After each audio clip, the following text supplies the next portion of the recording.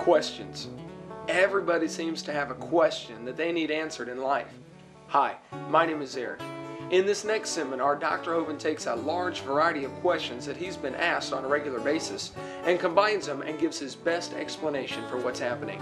He covers a variety of topics such as the Red Sea crossing, primitive man, what about radiocarbon dating? Hey, are there really contradictions in the Bible? Find out for yourself in this seminar entitled Questions and Answers.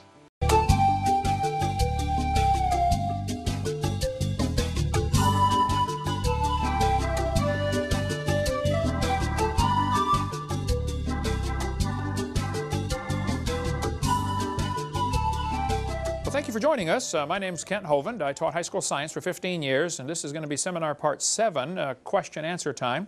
If you've gotten this far, hopefully you've seen the first 6 because we will be covering new information. I taught science 15 years, and I cover information on the subject of creation, evolution, and dinosaurs.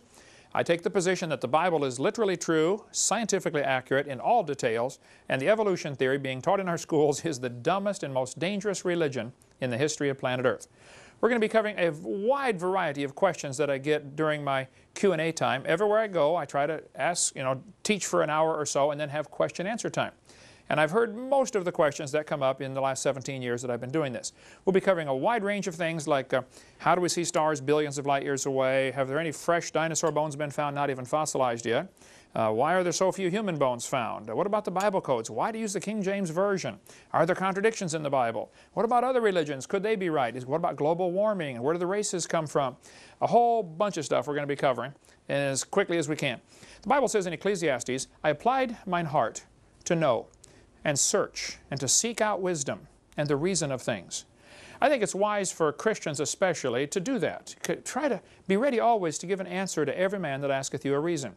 And I think we could be more effective soul winners and more effective for God's kingdom if we knew more and could give an answer. That's the goal of all this seminars that we produce, is to equip people that can give an answer to know the truth.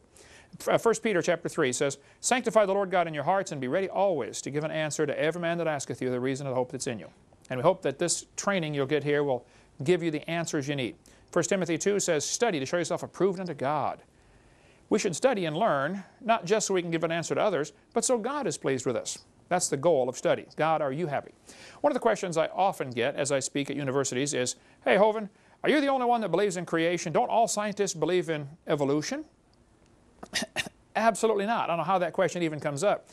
Not all scientists do not believe in evolution, number one, okay? Thousands and thousands and thousands of them are creation scientists. For instance, Dr. Russell Humphreys worked for years at the Sandia National Laboratories. There's a good article about him on the Answers in Genesis website. They've got a whole list of 180-some or 200 scientists today who are young earth, Bible-believing, six-day creationists. Dr. Humphreys said, using a simple statistical approach, I would conservatively estimate that in the United States alone there are around 10,000 practicing professional scientists who openly believe in six-day recent creation. So first, it's not true that all scientists believe in evolution. Secondly, even if they did, that's not how you establish truth. It doesn't matter what the majority believe. The majority has a long history of being wrong, okay?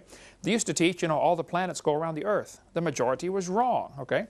Though, believe it or not, there still are some scientists who are geocentrists, who teach the Earth is in the center. And everything goes around the Earth. And I've got the books in the library. You can read those if you want to take that. I've looked at the subject. I can't buy it yet. I think they're wrong. I think the sun is in the center. There was a time when they used to teach that big rocks fall faster than little rocks. That was taught for 2,000 years, and it's wrong. So the majority can be wrong. They used to teach the doctrine of humors. If you're sick, you have bad blood. Take out your blood and you get better. That's how George Washington died. They were wrong. And in that case, they were dead wrong, okay? In John chapter 7, many of the people, therefore, when they heard this, said, Of a truth, this is the prophet.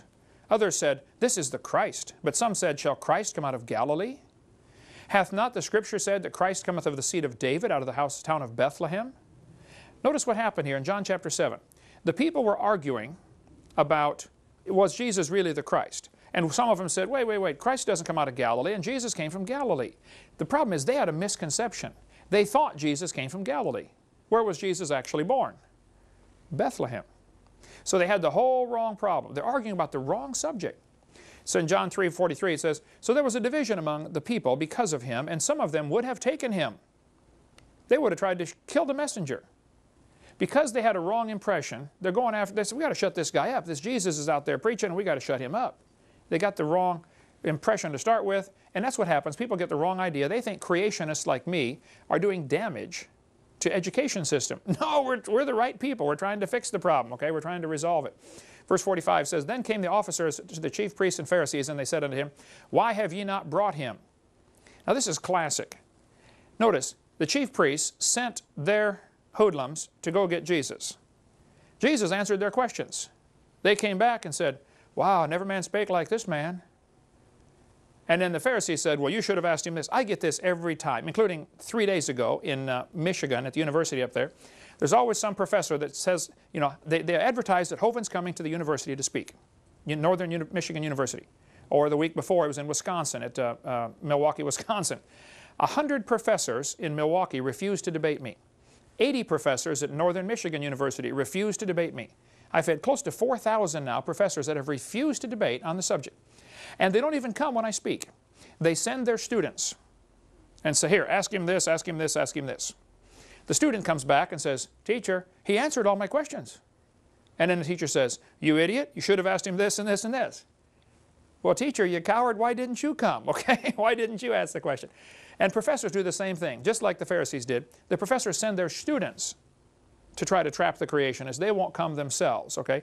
And then when that doesn't work, they try to use the law to silence them. Let's just pass a law that says you can't teach creation. Or if anybody does try to teach creation, we're going to get them fired, send them out of here. Then verse 47. Then answered them the Pharisees, Are ye also deceived? Hovind translation, Are you stupid? Has this guy deceived you? Then this is the classic one they always use. Have any of the rulers or of the Pharisees believed on him? Translation. None of the other scientists believe this creation stuff. Therefore, evolution must be true. Now think about that logic. The majority believes this, therefore it's true. I mean, that's silly. First place, it's not true the majority believe it. Secondly, that's not how you tell. And then they said, But this people who knoweth not the law are cursed. Hovind translation. We have knowledge, you don't. We have a degree, you don't. We don't approve of your degree. It's from a non-accredited Christian school. Therefore, we're smart, you're dumb. That's a common tactic used by the professors today. And the 99 professors I've debated, it happens all the time. And then one of the guys, Nicodemus, very wisely said, Doth our law judge any man before it hear him? Nicodemus at least had the common sense to say, Hey, before we judge this guy Jesus and say he's wrong, he's stupid, etc., let's listen to what he's saying. And I would encourage college students and professors and anybody, listen to the creation side. Just listen. Really honestly listen and hear it, and then make your decision. When I spoke in Soviet Union a couple years ago, I was at a university over there in, I don't know, Pavel, if you remember what city I was in. It's in Ukraine, your home state. But one of the cities had a university. They shut down the university and sent 30 professors to have me speak for 2 hours because on creation. I was a big celebrity, you know, Dr. Hovind from all the way from Florida, you know. The further I travel, the more famous I am, you know. When I'm right here in town, it's not famous at all. But they shut down the university and 30 professors came. After about an hour of speaking on creation, one of the professors was crying. And I asked the translator, this girl named Olga, I said, What's he crying about? And she said, He's never heard the creation story. He didn't know there was one. And I think there's a lot of people in America, a lot of students that I see in America have never really honestly heard the creation story. So if somebody says, everybody else believes in evolution, therefore you should too, number one, that's not a good argument. And it's not true, okay? And listen to the creation side. Understand it. Because when I get done talking, a lot of times, like in the airplane, I sat by somebody who believed in evolution just last week. I said, well, let me just explain the creation side. It took 3 minutes, explained the creation view very simply. And they said, wow, that makes a lot of sense. Well, yeah, just listen, okay, to what they got to say. Okay. They started with the false assumption that Jesus was from Galilee. He wasn't, okay? He was actually born in Bethlehem. Some of the Pharisees had not believed him, so therefore that's proof that he's not right. You get the same thing today. Some scientists don't believe in creation, therefore creation's not true. That is absolutely stupid logic, okay? And they'll say, has he published in science journals? As if, well, you don't see creation articles in National Geographic, therefore that proves it's not right. Well, you didn't see many capitalist articles in communist journals 10 years ago either, by the way, you know. It doesn't prove anything's right or wrong. The majority can be wrong. The majority followed Aaron into rebellion. The majority voted not to go into the promised land in Numbers chapter 32. The majority followed false gods many times in the Old Testament. The majority of the leaders hated Jesus. The majority of the world hates Christians. The majority voted in Bill Clinton twice, for heaven's sake. I mean, the majority can be wrong, all right? Can be dead wrong. But it's not true that all scientists believe in creation. There's a book here by Robert Gentry. Robert Gentry is a good friend of mine from Tennessee. He was a very famous scientist who did work on the disposal of radioactive waste, nuclear waste. What do you do with this waste product? He would do research on the granites around the world. He discovered that as you look at granites under a microscope, you find they got little tiny halos in them. Radiopolonium halos. We'll get into more of that later. But as soon as they found out that his research was proving evolution is not true, because he really proves the earth was never a hot molten mass. He never mentioned creation, never mentioned God, just purely scientific research. They published him in all the major journals until somebody said, wow, guys, Gentry's work is proving the Big Bang Theory wrong. They took away his funding and shut him off like a spigot. They persecuted somebody just because his work was not supporting the sacred cow, i.e. evolution. Roger DeHart was a science teacher at Burlington Edson High School near Seattle. He was told, they brought him into the office and said, you cannot tell your students about errors in the textbooks. All he was doing was bringing in current science journals. Here's a textbook that says the baby has gill slits, like we covered on video 4. DeHart would bring in a science journal, says, guys, I'm sorry, it says in the textbook on page 220 that the baby has gills. That's not true. Here's a current science journal. See, here's the evidence. He never mentioned God, never mentioned the Bible, never mentioned creation. He just said this textbook's not accurate, and they told him he couldn't do that. You can't inform your students that the book is out of date? That's the kind of persecution Christians get, or anybody gets, when they try to go against this evolution theory. Evolution is a carefully protected state religion. Just like communism was a carefully protected state religion when you grew up over there. You don't dare question it. Okay? Kevin Haley was a biology teacher in Oregon. He lost his job simply because he exposed errors in the textbooks. He told them, hey, this book's not right. There's a mistake here. They said, you're fired. Can't teach if you say there's errors in our books.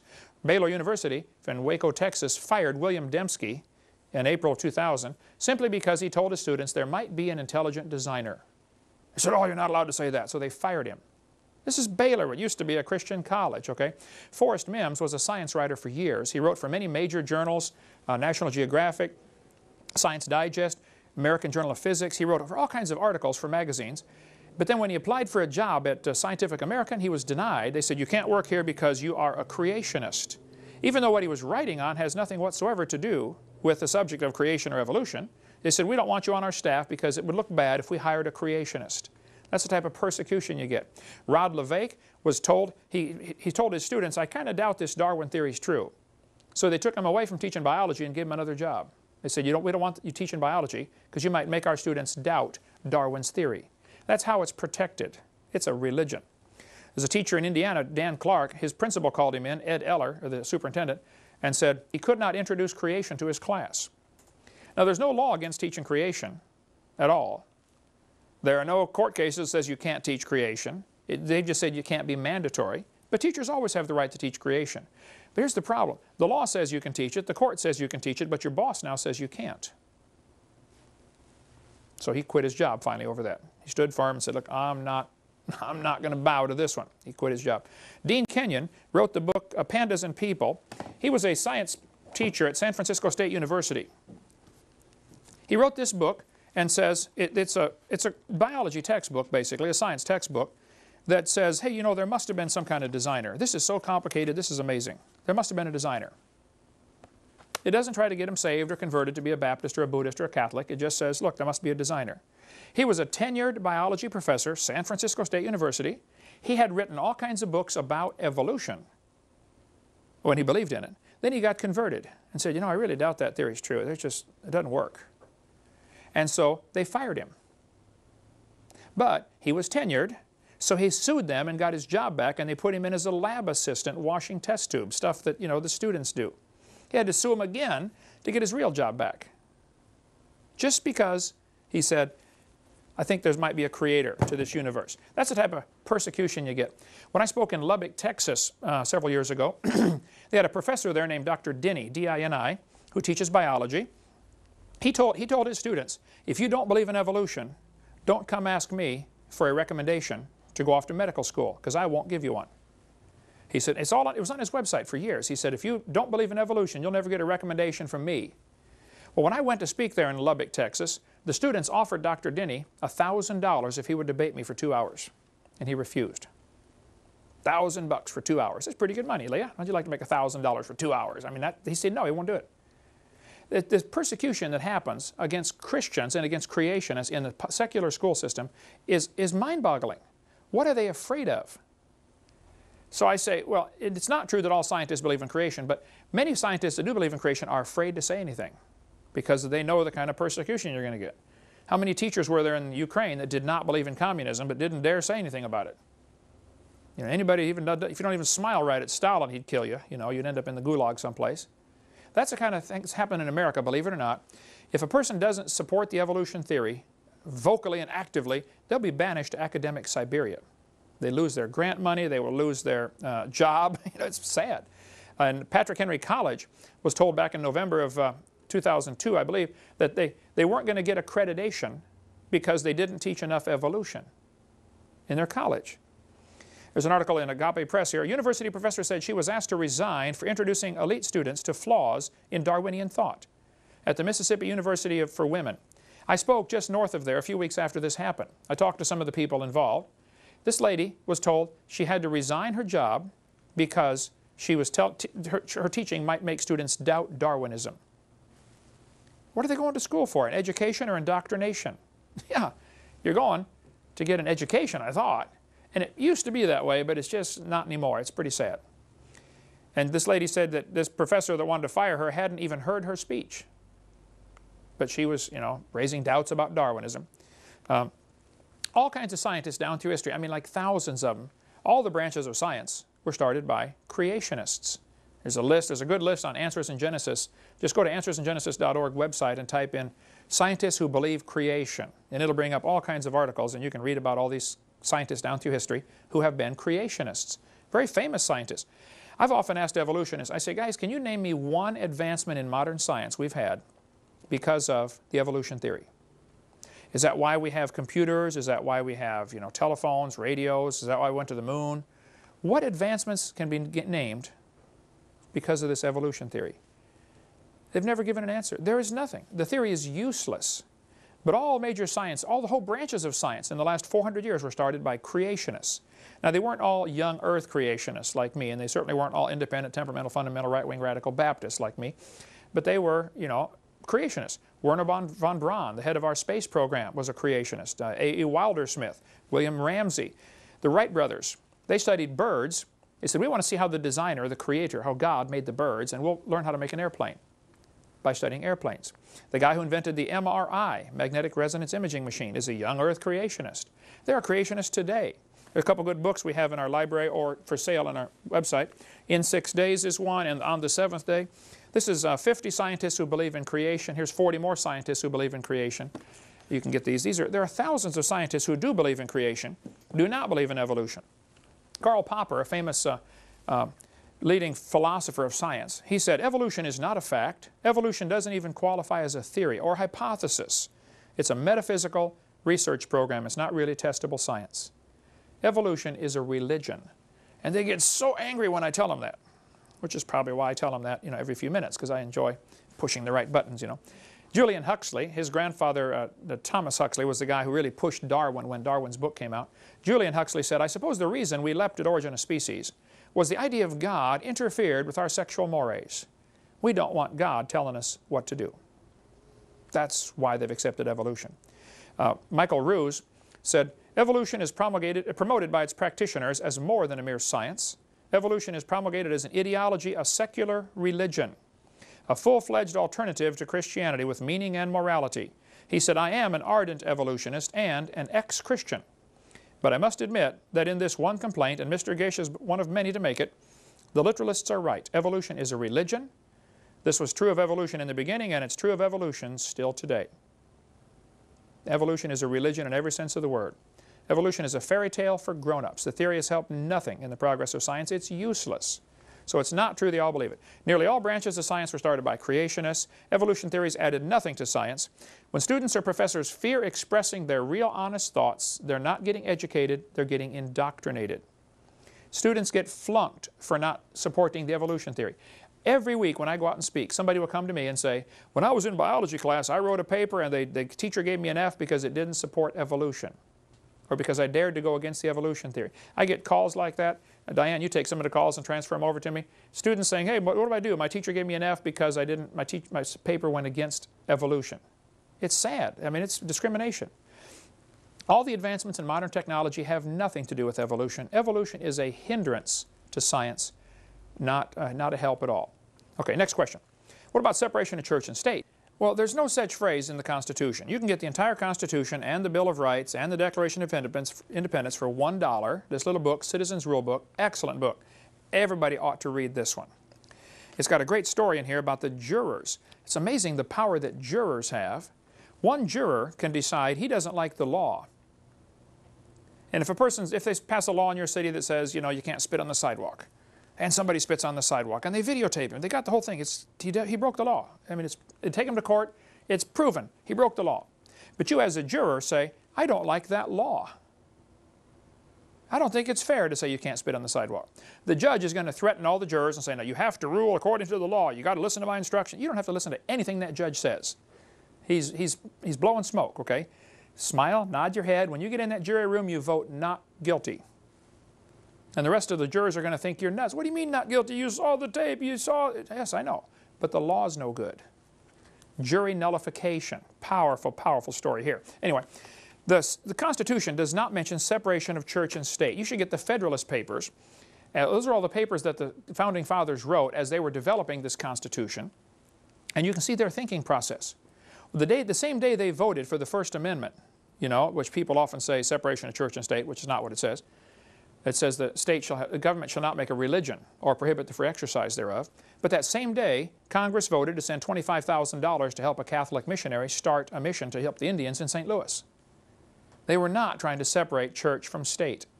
They wanted to keep the state out of the church, but not keep the church out of the government. No phrase in the Constitution about separation of church and state, and it's perfectly fine for Christian teachers to do all kinds of Christian things in their school. My brother taught 34 years, public school, had a picture of Jesus right by his desk all 34 years. Many teachers keep a Bible right on their desk. Now, if they give you a hard time, the principal might say you can't do that. I'm not saying you won't get persecution, but as far as legally, you can. There's lc.org, libertycouncil.org, Matt Staver's organization. He handles cases like that. David Gibbs, they do stuff like that. David Gibbs, it's his organization in Orlando, Florida. So yes, if you have trouble, you know, see one of those folks. But what happened, Thomas Jefferson wrote a letter to some Baptist pastors, and he's the one that mentioned the phrase in the letter, separation of church and state. And now the atheists are using that to say, oh, you can't have Christian things in government. What a dumb idea. Our country was founded to be a Christian country. They all said that. Go to wallbuilders.com, David Barton's great website. He's got lots of stuff on. There's no such thing as separation of church and state. So don't fall for that. And we can cover more on that in our college class. Here's what's happened, though. The Constitution to the United States, Article 1, Section 10 says, you have the right to make a contract. Let's suppose Adam says, Brother Hovind, I'm going to pay you $10 an hour the rest of my life. Okay, and he signs a contract. And then he does not fulfill the contract. Well, then I can sue him. And he could say, I've got a constitutional right to keep my money. Yes, you do. But you also have a constitutional right to make a contract. And you made a contract. So the judge is just going to uphold contract law. Okay, a question that I very frequently get asked, I would say every single week I go speak, which is 52 weeks a year now for 16 years. Every single week somebody will say, now Hovind, how do we see stars billions of light years away? You say the Earth is only 6,000 years old. How do we see the stars? Yesterday on the radio program, on the website, Dr. Dino, some guy called in and said, now, Hovind, I did some studies, and in a 6,000 light year radius, we'd only have so many cubic miles, and all the stars wouldn't fit. I said, wait. Who said anything about a 6,000 mile radius? He said, well, you're the one that said the universe is only 6,000 years old. Yes, I did. But I did not say all the stars are within a 6,000 light year radius. I've never said that. That would be ludicrous. But how do we see the stars billions of light years away? if the universe is only 6,000 years old. And I believe the Bible clearly teaches it's only 6,000 years old. And God made everything. Actually, He made the earth first in Genesis 1. And then verse 14, He made the stars also. Evolution says He made the stars evolve first and then the earth. Well, there's certainly a lot of stars out there. Nehemiah chapter 9 says, Thou, even Thou art Lord alone. Thou hast made the heaven of heavens. God is claiming that He made them. So, either He did or He didn't. But what about the stars? How do they fit in? Astronomers can see a star blow up about every 30 years. It's not like it's on a timetable. It might be every 5 years, might be every 50 years, but on an average, every 30 years, a star explodes. And they're looking out there with their telescope and say, oh wow, there's a new one. A star exploded. It's called a nova. Or if it's a big one, they call it a supernova. Nova in Spanish means no-go. By the way, the Chevy Nova did not sell very well in Mexico for that reason. Hey, do you want to buy a Nova? No. Why would I do that? It won't go. But stars blow up every 30 years. Well, they've searched the heavens with these telescopes looking for how many supernova rings are there. They call it a dead star. Or they can find less than 300. Now, wait a minute. If there are less than 300 supernova rings, and one happens every 30 years, you can do the math. I mean, that's about 9,000 years. If the universe is billions of years old, there ought to be a whole lot more supernova rings out there. Why are there less than 300 supernova rings? Because it's less than 10,000 years old? Boy, they don't like that answer at all. But that's the logical conclusion. Anyway, if stars are blowing up every 30 years, we would have to have at least one star born every 30 years just to keep the balance. I mean, countries that have a population problem because they're getting less births and deaths, like Germany, more people are dying than being born. Oh, well, eventually that's going to create a problem, okay? Stars should have to be born. Nobody's ever seen one star form, not one. We see them blow up all the time. They've never seen a star form, and I'll cover that in a second. Its last estimate by Hubble telescope was that there are 70 sextillion stars. 70 sextillion. They say the universe is 20 billion years old. Well, you can do the math. That means 6.5 million stars would have to form every minute. We'd have to have 6.5 million stars forming every minute for 20 billion years to make the stars that we know about. It doesn't count the ones we don't know about because we can't see them yet. Who knows how many stars are out there? Sometimes the textbooks will say, well, there are new stars being constantly born in clouds of gas and dust. This is so stupid. How a physics textbook can teach this, I don't know. Anybody that knows freshman physics knows when you try to squeeze gases together, pressure builds up, temperature builds up, and it drives them back apart. It's called Boyle's gas law. Nobody has ever seen dust collapsing into a solid. It would take such incredible pressure to do that. I was in a debate one time, and this professor, I asked him, I said, how can you get dust to collapse into a solid? Explain that to me. He said, well, we calculated that if 20 stars explode near each other, it'll produce enough pressure to make a brand new star. I said, now that's brilliant. You got to lose 20 to gain 1.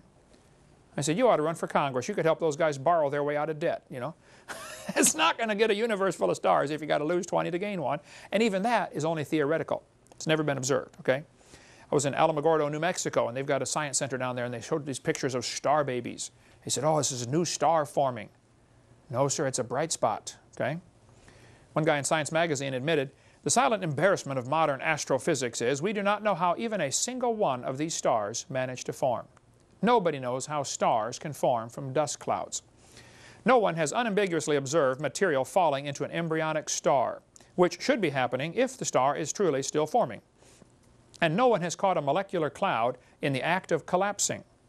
Precisely how a section of interstellar cloud collapses gravitationally into a star, a double or multiple star, or a solar system is still a challenging theoretical problem. Astronomers have yet to find an interstellar cloud in the actual process of collapse. The origin of stars represents one of the most fundamental unsolved problems of contemporary physics. This guy said, no one really understands how star formation proceeds. It's really remarkable. Nobody knows how this happens. So if they tell you new stars are forming, you tell them Kent Hovind said they're confused or they're lying. Because nobody knows how it happens. There's not even a good theory how you could squeeze dust into a star, and there's certainly no evidence. But here's what happens. They see bright spots appear in the clouds. or not in the clouds, in the dust clouds in space. They look at this Crab Nebula or Eagle Nebula, and they're staring at it, and all of a sudden one day a spot gets a little brighter. Oh wow, a star is being born. That's immediately their conclusion that a star is being born. I said, wait. Maybe the dust in front of it is clearing and the star was already there. Maybe it's a star blowing up. Maybe it's another supernova. Because that's what happens when stars supernova, they get really bright. They don't know that a star is forming. So don't let them tell you that we've seen stars form. Nobody has seen such a thing. All we do is we see them blow up, which is the opposite of what evolutionists need. Now, the Bible says in Genesis chapter 1, let them be for signs and seasons and for days and years, and He made the stars also. Here God is claiming He made the stars, and it says in Psalm, He counts the number of the stars.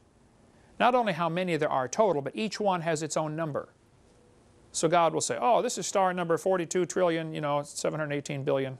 He knows the number of each one. And it says, praise Him, ye waters that be above the heavens, in Psalm 148. This is the only verse that says anything like this. Waters that be above the heavens. Now in Genesis 1, it talks about verse 6 and 7, water that be above the heavens. I believe when God first made the world, it was very, very different than what we see. Mostly land, instead of the huge oceans that we now have. Most of that water was in the crust of the earth. We covered that in video 2. But there was earth and there was heaven, singular. King James is the only Bible I'm aware of that gets it right in Genesis 1:1, where it says, in the beginning God created the heaven and the earth. All the rest of them say heavens. Okay, that's a mistake. There was heaven, which means expanded place. There was earth, and then from here on out. Then He divides it up into 3 slices. First heaven, second heaven, third heaven. The first heaven is where the birds fly. Genesis 1 talks about that, verse 20 and 21. Then there was water above the firmament. Now some creationists do not believe in the canopy theory. I understand. I've read their stuff. I think they're wrong. I still believe, even, and some accuse me, well, you don't agree with us, therefore, you're not a good creation scientist. Keep up on your research. I keep very much up on the research, and I disagree. It's not that I haven't read it, it's that I have read it and disagree. Okay? But I believe there was a layer of air for Adam to breathe, layer of water above to protect him, and then a layer of stars, and then more water. The only verse I have to back it up is right here, Psalm 148. Praise Him, ye waters that be above the heavens. That's present tense. Is there still water above the heavens? Psalm 104 says, who layeth the beams of His chambers in the waters, who maketh the clouds His chariot, who walketh upon the wings of the wind. Could it be that there is another layer of water beyond all of outer space? Maybe everything that we see as this universe, which looks like huge, maybe everything we see is inside water, a crystal, and God is outside of that, the third heaven, 2 Corinthians chapter 12. Could there be a third layer where God lives? Of course, God doesn't need a place to live. He just is, Psalm 29 says, the voice of the Lord is upon the waters. The Lord is upon many waters.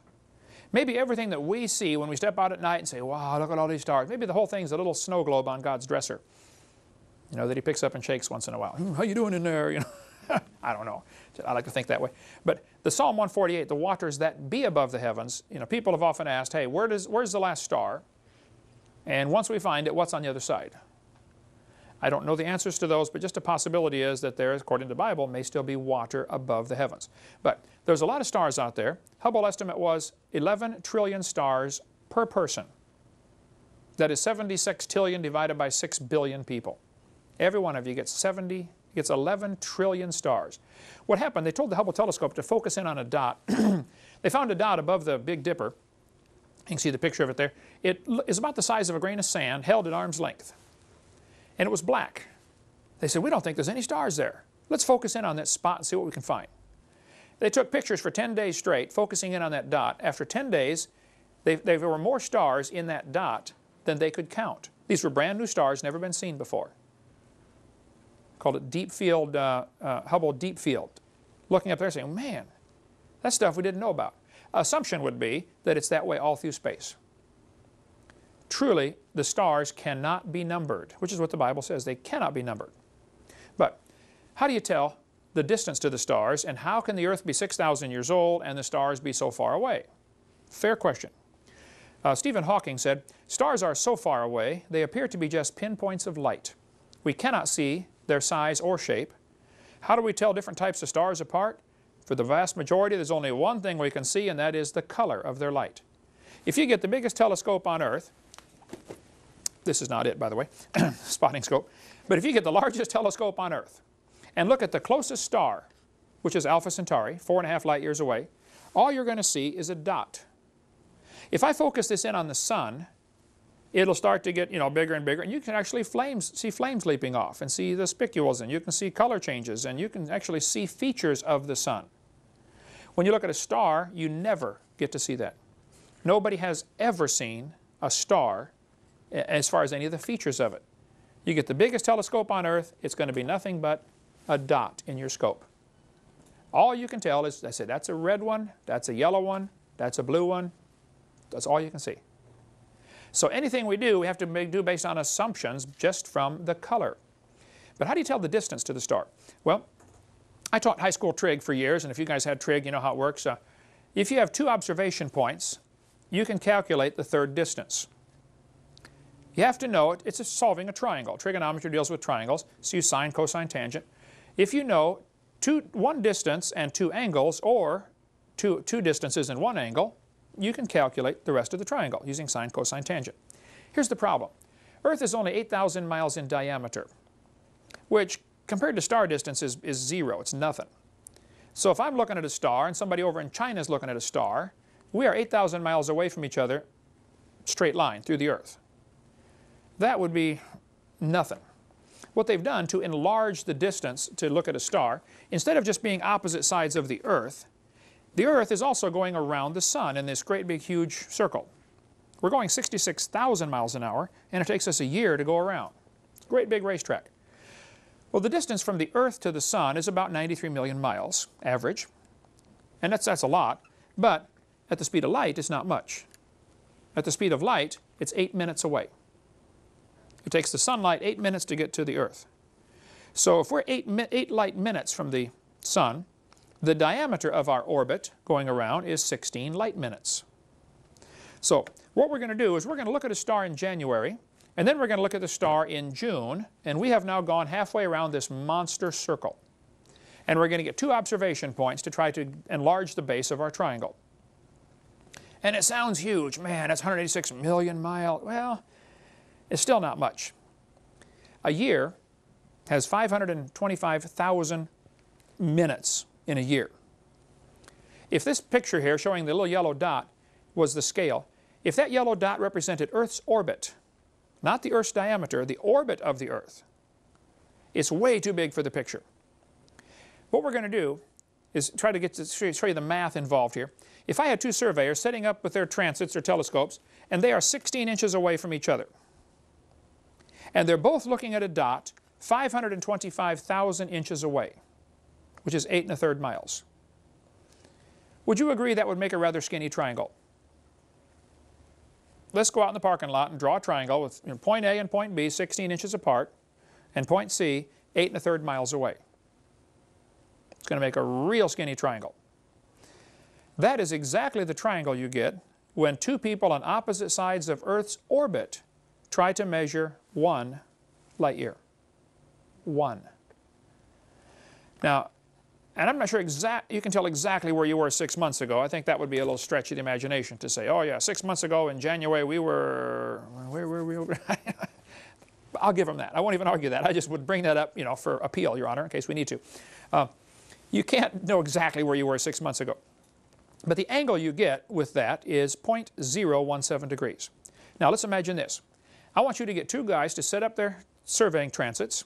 They're 16 inches apart, and I'm going to go put a dot 8 1/3 miles away, but they don't know how far away it is. They're both focusing in on the dot, and they see this dot out there. Here's the only information they have. The measurement between themselves, 16 inches, and the angle out of parallel. I say, guys, I want you to calculate how far away that dot is based on that little angle change you get. I think that would be difficult to measure. 1 light year. There'd be some guesswork involved, okay? Now, if you want to measure 100 light years, you got a much worse problem. Now you got to move your dot 830 miles away. If we had two guys on the roof of this building here in Pensacola, Florida, 16 inches apart, and they're both focusing on a dot in Chicago, which is 830 miles away, but they don't know how far away it is, they're going to tell me how far away it is, based only on their angle of their telescope out of parallel. I would say that's impossible. Impossible. To measure 15 billion, no question that's impossible. I don't think you can measure 100 light years. Not with real numbers, not with real measurements, but this textbook says they can measure, parallax trigonometry can measure up to 100 light years. Okay, I doubt it, but I'll give them 100. I'll give them 1,000 if they quit crying, okay?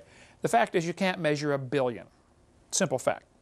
So here's some things to consider about starlight. It said in 2004 that the new SIM technology, Space Interferometry Mission, they hope to get where they can improve the distance of measuring to stars.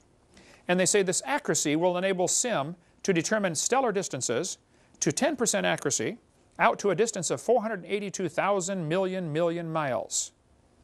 That's 82,000 light years. And then it says, this is an improvement of several hundred times over what is possible today. Well, now wait a minute. If they're going to improve it several hundred times, and it ends up being 82,000, what's 82,000 divided by several hundred comes out to be several hundred. Apparently they're admitting they can only measure several hundred light years, which I would agree. I mean, I would say that's even a stretch, but I'll give them several hundred. They can't measure billions, is the point. So when you students in school get taught, oh, that star's, 14.629, billion light years away, I don't believe you. I don't believe you at all. It might be, but you can't prove that. They're making up a story. With SIM technology, they hope to finally be able to get out to where they can measure most of the way across our galaxy, and we're in it. We can't even measure across our own galaxy, let alone these distances to other galaxies. So I think we should look at the stars and say, wow, what a mighty God we serve. Instead of going out there and say, well, we know how far that way it is, we know it evolved. I mean, it's just that egotistical attitude some of these atheists get. Makes you want to slap them in the face like, man, why don't you serve God? Look what He made, Here's the things to consider concerning starlight. Then we'll take a break. Number one, we cannot measure these great distances. It just cannot be done. Number two, nobody knows what light is. They call it a wave or a photon or a particle. We know what it does. We use it all the time. But actually, give me a jar of it and paint it red. Nobody knows the substance of it. What is light? And we sure don't know that it always travels the same speed all through time or space. The entire theory behind a black hole is that light can be attracted by gravity. Well, if light can be attracted by gravity, then you cannot say the speed of light is a constant. Okay? At Harvard University back in '99, they slowed light down to 38 miles an hour. The next year, they slowed it down to 1 mile an hour, and the next year brought it to a dead stop. Light goes, pretty quick, 186,000 miles a second. They slowed it down. It was done at Harvard, it was done at Smithsonian, it was done at Cambridge University, a repeatable, demonstrable experiment. Now that is science.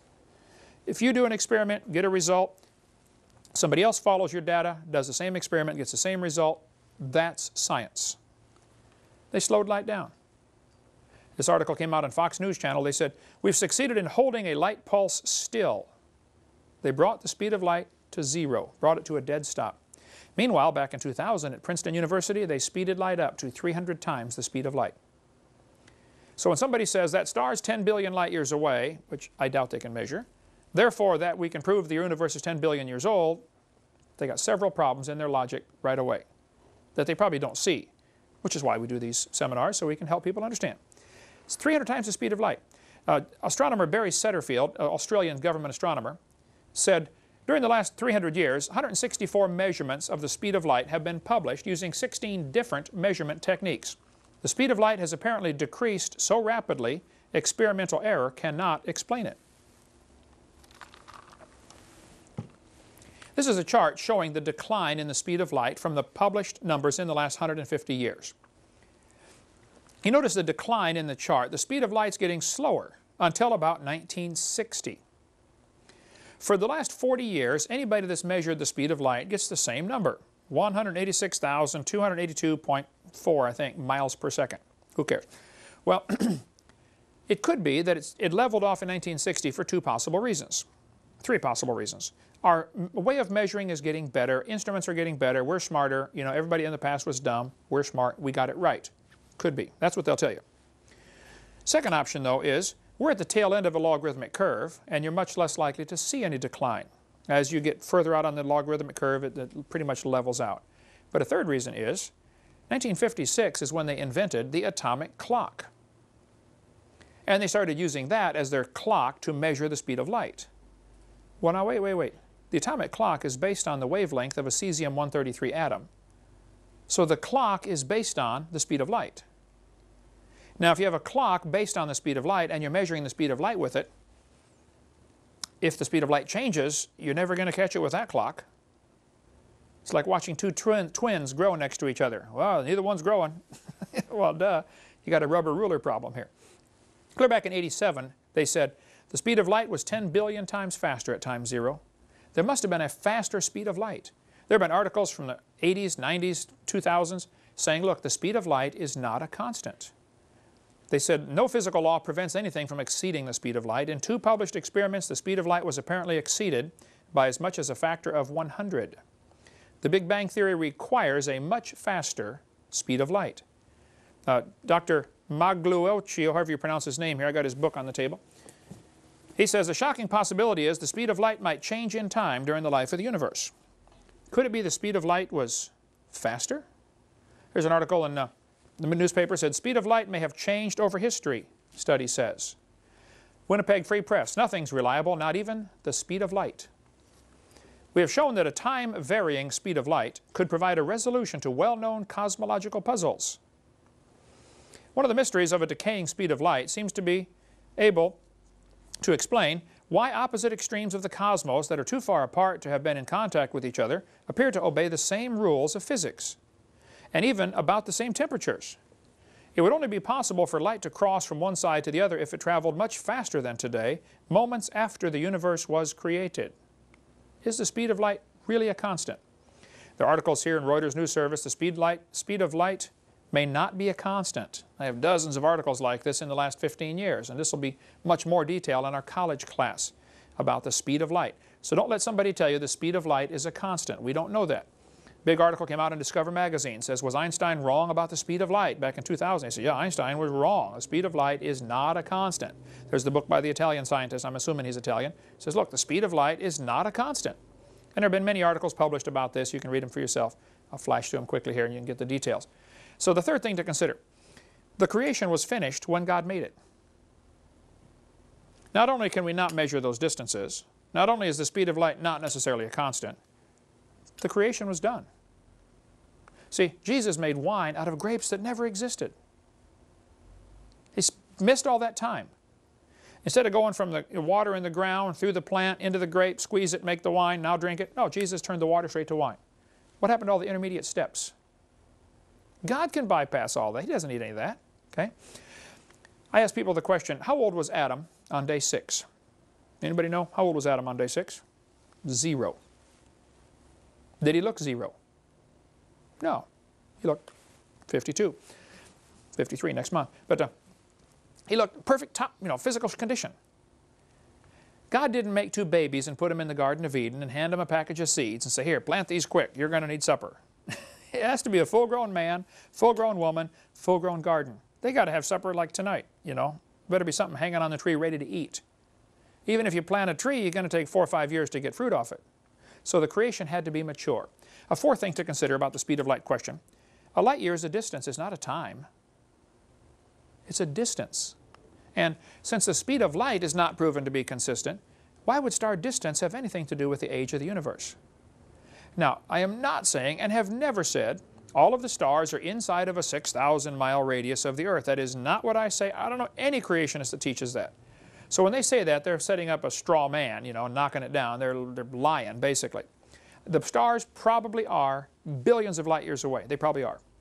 We just can't measure them, that's all.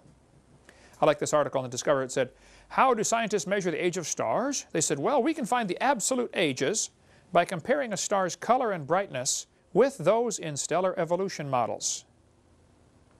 What? We can tell how old it is by how old we think it is. That's exactly what they're saying right there. That's dumb, okay? Now, I think everybody's asking the totally wrong question. Everybody's saying, how did the light get from the star to the earth? They're asking the wrong question. 17 times in the Bible, it says God stretched out the heavens.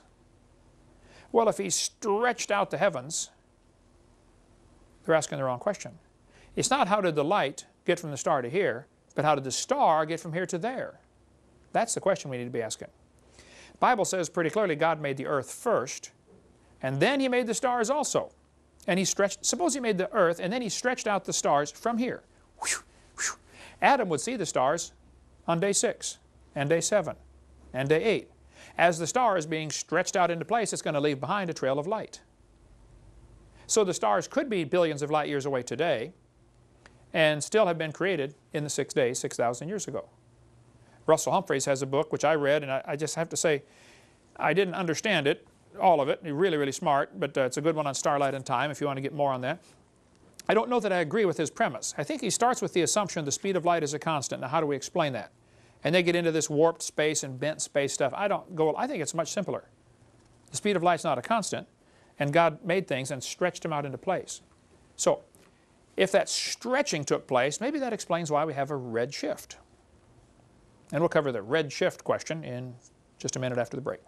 Okay, let's go on to the question we often get, well, what about the red shift? Doesn't that prove the universe is expanding? Or doesn't that prove the universe is billions of years old? Let me explain what they're talking about.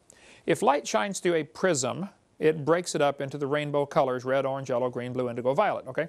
Well, if you take starlight and shine it through a prism by putting a prism on the back of your telescope, you look at the star, the light comes through, and it gets broken up into the same red, orange, yellow, green, blue, indigo, violet. And you can kind of tell what's burning because different things burn different colors, like copper burns green. And each element produces a distinctive color. And so they can kind of tell what's in the star and how it's burning by what color of light it produces. So you can learn a lot about the star from the light. However, as they look at the spectroscope, the colors it produces, there's little black lines in starlight indicating something's burning, a particular element's burning, but they're shifted toward the red. If you notice the center picture up there, its black lines are shifted over toward the red side, and that's called the red shift. So the question is, what would be causing this? Why would some of these stars have the black lines shifted over toward the red? Well, there are several theories about what's causing it. The most commonly accepted theory, and probably the only one that students are ever taught in school, is that the red shift is caused by what's called the Doppler effect. If you've ever been waiting at the train tracks when a train is coming, as the train's coming toward you, it is squeezing the sound waves, and so the pitch goes up.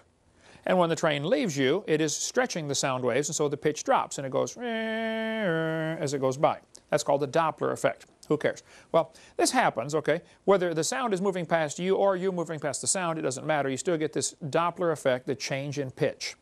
Well, the theory is that if a star was moving toward us, it would squeeze the light waves, giving it a blue shift, and if it is leaving us, it would give us a red shift because it would stretch the light out.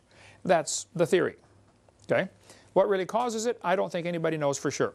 This guy said there was an early sign that red shifts reliably indicate the distance to quasars. For quasars, however, the diagram shows a wide scatter in apparent brightness at every redshift. In fact, there is little correlation of brightness to redshift at all. Either quasars come in an extremely wide range of intrinsic luminosities or, as most people believe, or their redshifts do not indicate distance. I don't think anybody knows for sure what's causing the redshift, but you certainly can't tell the distance to a star based on the redshift, and that's exactly what they try to do. They look at stars and say, oh, that one's redshifted more, that must be, 10.5 billion light years away instead of 10.2 or something. They make up an awful lot of imagination stuff over just a real little bit of science, in my opinion. This fellow said in Sky and Telescope magazine, thus, for us, the only conclusion that can be drawn is that at least some quasars are relatively nearby, and a large fraction of their redshift is due to something other than expansion of the universe. Basically, he's saying, we're not sure exactly what's causing the redshift. It might be that they're nearby.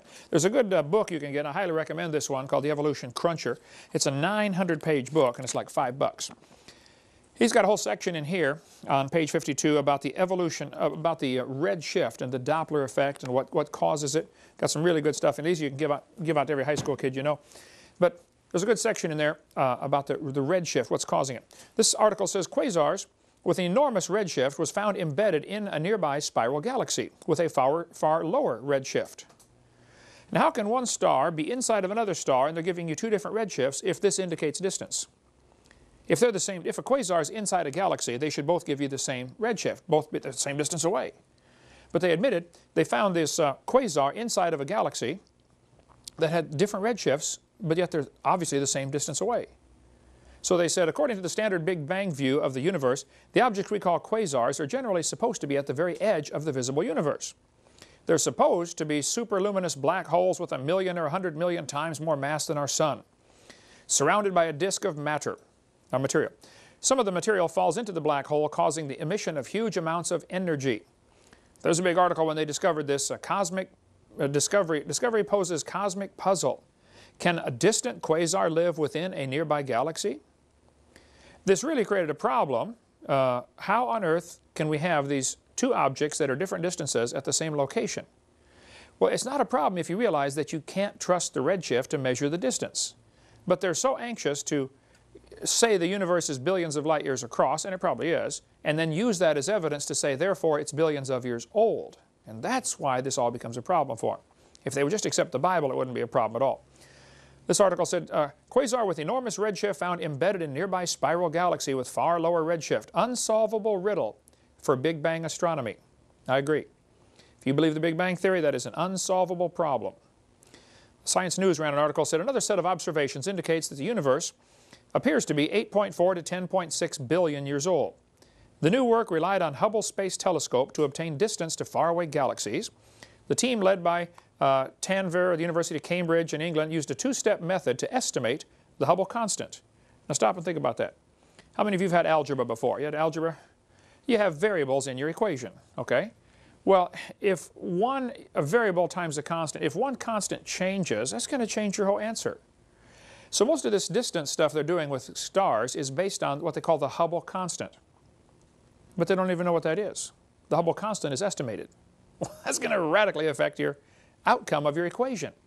So is the universe 8.4 billion years old, or is it 10.6, or is it, when I debated Hugh Ross at Reasons to Believe, he said it's 17.42 billion years old. 17.42. How do you know that? Some textbooks say 18, some say 20, some say 12. The numbers range all over the scale. The fact is, they don't know. They're making up numbers, purely making them up. The article goes on to say you have to be very careful about drawing conclusions because of the Hubble constant. Measurements have huge systematic errors. I like this article, came out in Discover magazine a couple years ago. Astronomers believed the Veil, one of the best studied supernova remnants, was 2,500 light years away and 18,000 years old. They were quite wrong. In fact, the Veil is only 1,500 light years away and 5,000 years old. So here just 4 years ago, they're discovering they got radically wrong numbers. How do you know any of the numbers they're telling us are right? I think we should say, look, until somebody's proven the Bible wrong, I'm going to believe it. Instead of saying, well, the scientists are saying it's wrong, so therefore we must believe the scientists. Don't go along with that.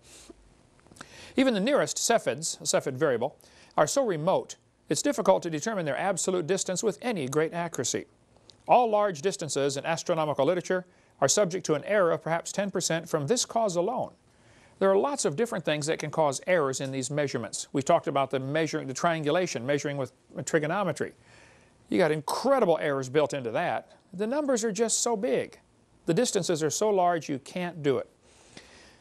They say we know that faintness, that's how bright the star is, arises from two causes, distance and absorbing matter in space. This was happening. They look at a star and say, wow, we know that one is, 4 billion light years away. And look at that one over there, that one's only half as bright. So it must be, 8 billion light years away. They use the inverse square law. And that's all logical if there's nothing in between absorbing the light or scattering the light. Just because a star is dimmer doesn't necessarily mean it's farther. It might be something's in between, a dust cloud. Outer space is full of all kinds of stuff. Anyway, the guy admits it's not generally possible to apportion it between the two. There's more about Halton Harp and what happened to him, the persecution that happened to him because he dared to question the redshift. All he did was expose the problems with it. He said, guys, that redshift has problems. Oh, well, then you're fired and you get out of here and don't you ever come back, till you repent. Because you just don't question some things. They're sacred. The Bible says in the book of Isaiah chapter 42 that God stretched out the heavens. Isaiah 45, He stretched out the heavens Jeremiah, he stretched out the heavens. 17 times in the Bible, it says God stretched out the heavens. Now, what does that mean? Well, I would guess it means he stretched out the heavens. Okay? I don't know that anybody knows, but here's a couple of options of what may be causing this redshift. Keep in mind, the redshift is probably the only bit of scientific data that is used to support the Big Bang Theory. They look at the stars and say, wow, redshift, redshift, redshift, all these stars are moving away. What does that mean? Oh, that means they used to be all in one spot. So the evidence for the Big Bang is the redshift. And the Big Bang's got to be one of the dumbest theories in the history of humanity. Here's some things that might be causing the redshift. It could be the stretching from the creation. If the stars are moving away because they're being stretched out or were stretched out, that would cause a redshift. It could be the light's getting tired. I get tired. I don't know if light does or not. We know that light going through a prism bends because different wavelengths are different energy levels. That's why it makes the rainbow. Okay? Maybe it's just the effects of traveling through space. Is space really nothing? Or is there something in space? Is light going through anything when it goes through space? I don't know. That's just one thought. Maybe it is the Doppler effect. Could be. Maybe it's light being slowed down or speeded up by a black hole. Robert Gentry's got a great article in his website, halos.com. If you want to read more about the redshift and the problems with it, get all the technical stuff. But when you talk about the stars, there's a good book here by Brian Young called The Stars, God's Word in the Sky. You can get it from our ministry, $10. Great book on the stars. Christians shouldn't be afraid of astronomy. Now, astrology is different, but not astronomy. God created everything. Here's a book, Astronomy in the Bible. I don't know if this one's available from our website or not, but we can get it. Donald DeYoung. It is, Jonathan? Yeah, it's on our website. Awesome book, Astronomy and the Bible, if you want to read more. Because I think we should study astronomy, study what God has made. This book is a little controversial. D. James Kennedy, Coral Ridge Ministries, Coral Ridge Presbyterian Church in Fort Lauderdale, Florida. He says the real meaning of the zodiac, he goes through the 12 zodiac symbols and says probably these originally had a gospel story to them, which has now been perverted into the horoscope. So get coralridge.org if you want to get the book. It's like $6 or $8. But the Bible does talk about the constellations. It talks about Pleiades and Orion in the book of Job, chapter 38, or Mazzaroth and Arcturus in Job 38. There are constellations mentioned in the Bible. Now, what does this mean? Well, I don't know, and I don't know anybody who knows for sure, but here's what some Christians think. That when God originally made the world, Adam did not have a Bible. It hadn't been written yet. So God gave Adam the gospel story in the stars. The 12 different constellations told the story of the redemption, the coming of Christ, and maybe the Sphinx was built. This is one theory. The Sphinx by the pyramid, you know, in Egypt, they say, well, the Sphinx was built to tell us how to read the zodiac because it starts with the face of a woman and ends with the body of a lion. So you start reading the zodiac. Instead of starting in January like we do, you start with Virgo the Virgin, and you go through the 12 constellations and end with Leo the Lion.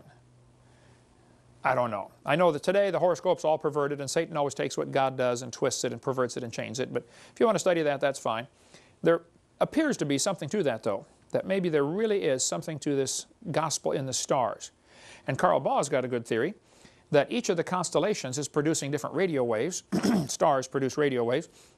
He thinks the canopy of ice that used to be above the earth could actually change those radio frequencies into audible waves like a crystal radio does. It would actually vibrate. And Adam and Eve would be able to hear the music of the stars mentioned in Job chapter 38. Whether that's true or not, I don't know, but it sure preaches good. That the whole gospel story was being sung to them continually as they traveled around every year. Who knows? Anyway, second question. Is the sun shrinking? There has been some controversy among creationist groups in the last 10 years over this question. The sun is shrinking. There's not much question about that. But does that prove it's not billions of years old? Well, I think so. The sun is burning, obviously. You can step outside and look at it. It's losing about 5 million tons every second. Quite a weight loss program. Well, that means, of course, it used to be bigger. You don't need to be too much of a genius to figure that out. Bulletin of American Astronomical Society ran an article back in '79, which some people have argued about the legitimacy of this, but they said, since 1836, more than 100 different observers at the Royal Greenwich Observatory, that's in England, and the U.S. Naval Observatory have made direct visual measurements that suggest the sun's diameter is shrinking at a rate of 0.1% each century, or about 5 feet an hour. Let's assume that is correct for the moment. If the sun is burning and it's losing 5 feet an hour. That would be the diameter. So the radius would only be 2.5 feet of radius. It's 93 million miles to the Earth. You divide that by 2.5 feet per hour, you're going to find out it cannot possibly be billions of years old. That, of course, would assume several things. Has the rate always been the same? You know, has the rate of burn always been the same, et cetera, et cetera. I know there's a lot of assumptions built in. But I think we could all agree the sun is burning. I think we could all agree it's getting smaller. Several indirect techniques also confirm the sun is shrinking, although these inferred about 1/7 as much from Science magazine. Here's a chart showing the graph of what has been observed, written down. I mean, they look at the sun, they measure the diameter using trigonometry, and it's close enough to work that way, that they measure the numbers and say, wow, the sun's diameter, polar and equatorial, is shrinking. Now, I know the sun oscillates. It swells and contracts and swells. You know, it's burning like a marshmallow, you know. But generally, you can see from the graph, it is losing diameter, losing size. Well, if you go back billions of years, you would assume this would make a problem. If the sun were bigger, it would pretty soon absorb Mercury and then Venus and then Earth. I don't know how far back you'd have to go. And I think Christians would be wise to not put a number on it. Don't say, well, you know, 18.6 million years ago this would happen. Because what happens, the atheists then argue about the number and they miss the whole point. They miss the concept. The fact is, guys, it's burning. It used to be bigger. This creates a problem for your theory. The bigger problem, though, than just the size of the sun is the mass. Gravity is directly proportional to how heavy the objects are, the mass of the object. If the sun were more massive, gravity would be stronger, and that's going to start sucking planets in, drawing them out of their orbit. So yes, the sun is shrinking, and I think it creates a problem for those who want to believe the universe is billions of years old. I wouldn't put a number on it, but it certainly makes a problem somewhere. Now, Danny Faulkner, as an astronomer at University in South Carolina, he's a good friend of mine, been down here to do some taping with us when I debated Hugh Ross. He's got a great article, it's kind of long on his website, but he says, The Young Faint Sun Paradox and the Age of the Solar System by Danny Faulkner. You can go to his website and read about that. But he says, because the sun, if you go back in time, would have been dimmer, this creates a problem. How can plants have survived with the changing brightness of the sun also? Evolutionists maintain that life appeared on the Earth about 3.8 billion years ago. Since then, the sun would have brightened 25%. Well, if the sun is 25% brighter now than it was then, how could plants have evolved? It goes through some good legitimate points here. The faint young sun paradox is a problem for those who believe in evolution. He says the logical conclusion he comes to is it's not billions of years old. Of course, the other astronomers say, oh, that's not possible. Of course, it's billions of years old. Of course it is. They don't like that idea. Okay, what about carbon dating? I get asked this question all the time. Jonathan spent $70 to get this book, right? And the new one's out, and it's $80 now? $80. $80, okay. Radioisotopes in the Age of the Earth, the RATE project, R-A-T-E. I am sure not a world's expert on carbon dating, but I think I can explain things. I'm a teacher. I can explain it as best I can. That's what a teacher's supposed to do. Take the complex and explain it where the average person can get it. And say, since I operate about 4th grade level, I got to understand it myself first so I can explain it. Let me explain how carbon dating is supposed to work, and then tell you the serious problems with it. Carbon dating was not invented until 1949, in the last 60 years. So when they started telling the kids the Earth is billions of years old, back in 1830, they didn't tell them because of carbon dating. They'd never thought of carbon dating, never been heard of, okay? Why were they teaching the Earth is billions of years old 160 years ago? Well, because they needed billions of years to make their theory look good. That's why. I mean, if I told you a frog could turn into a prince if you kiss it, you'd all say, well, it's a fairy tale. But if I told you, hey kids, the frog can turn to the prince if you wait billions of years, oh, maybe so. Now it becomes believable. No, it's still a fairy tale. It's a stupid idea. But the geologic column is where it all started. We covered that on video 4 and some more on video 6 about the geologic column. The Earth was divided up into layers, Cenozoic, Mesozoic, Paleozoic, Archeozoic. Each layer was assigned a name, an age, and an index fossil. We covered that on video 4. Then they said, now we have to prove these layers are old. So they picked the numbers out of the clear blue sky, and any dating technique that comes along, like carbon dating or any other, has to match the geologic column or it's rejected. Only because the geologic column's been taught for 180 years now. So surely it's true. No, just because it's been taught 180 years doesn't make it true. But that's the logic those scientists will have. Well, we know the geologic column is established, therefore any carbon dates we get should match that. If they don't, we'll throw them out, and we'll keep testing till we do. They might have to test a sample 5 or 6 times till they get the number they want. Well, how do you know any of them are right then? If you're getting a different number every time, how would you know any of them are right? Radiometric dating would not have been feasible if the geologic column had not been erected first. Ever since William Smith at the beginning of the 19th century, fossils have been and still are the best and most accurate method of dating and correlating the rocks in which they occur. Apart from very modern examples, which really are archaeology, I can think of no cases of radioactive decay used to date fossils. They don't date fossils by carbon dating, they date them by their geologic position. That's how it's done. But here's what happens. Earth's atmosphere is about 100 miles thick. Space shuttle, in order to get free from friction, has to get up about 100 miles to be able to outside the air. And, you know, straight up, 100 miles is not that far from here to halfway to Tallahassee, you know. But if you go up, look at the atmosphere, it has very distinct layers to it, which is kind of interesting. It has a heat sink where it gets very, very cold, up about 7 or 8 miles up, like 80 or 90 or 100 below zero. But the Earth's atmosphere contains mostly nitrogen, 78% nitrogen, 20%, 21% oxygen, a little bit of CO2 for plants to breathe. Well, these don't breathe it, they're fake, but plants breathe in carbon dioxide. And there's a very tiny little bit of radioactive carbon-14, 0.0000765%. This radioactive carbon-14 is different than regular carbon. It's produced by radiation striking the sun, striking the atmosphere. Sunlight strikes the atmosphere, slaps the nitrogen around, and turns it into carbon-14. So it all starts by the sunlight hitting the atmosphere. Just to give you the procedure here, about 21 pounds of carbon-14 is produced every year, and that is spread out all over the world. If I told you there's 21 pounds of gold, but it's spread out equally all over the world, forget it. I'm not even going to go look for it. Okay? You're not going to find it. Real tiny amounts.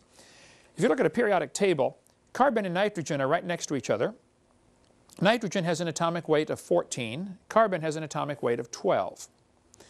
But if the sunlight slaps the nitrogen around, it'll knock a few things off of it and it becomes carbon-14. So it still weighs as much as the nitrogen, but now it's considered a carbon. It's called radioactive, which does not mean it listens to the radio. It's just, it's unstable, and it's going to break apart. It's like 3 guys dating the same girl. That relationship's not going to last, okay, forever. Something will go wrong, right? Find the one you want, Jonathan, and just marry her and be happy the rest of your life, right? Carbon-14 is unstable. It does not like being carbon-14. It wants to get out of this situation, so it breaks down. About half of it will break down on a statistical average. About half of it is going to fall apart every 5,700 years. Now, it is doing this on a purely random procedure. I mean, you got a pile of molecules. You never know which one's going to fall apart. But statistics tell us about half of them will fall apart every 5,700 years, roughly.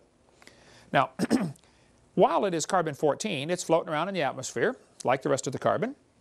And it latches onto oxygen, like carbon often does, and becomes carbon dioxide. And they hook up and they're happily floating around the atmosphere. And the plants are breathing in CO2. Animals come along and eat the plants. So the only way carbon-14 gets into the living world is from the atmosphere. It's produced by the sun, striking the atmosphere. Plants breathe it in, animals eat the plants.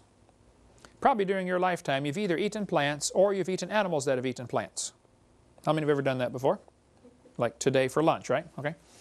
Everything we do is from one of those 2 sources. It's plants or it's animals that ate plants.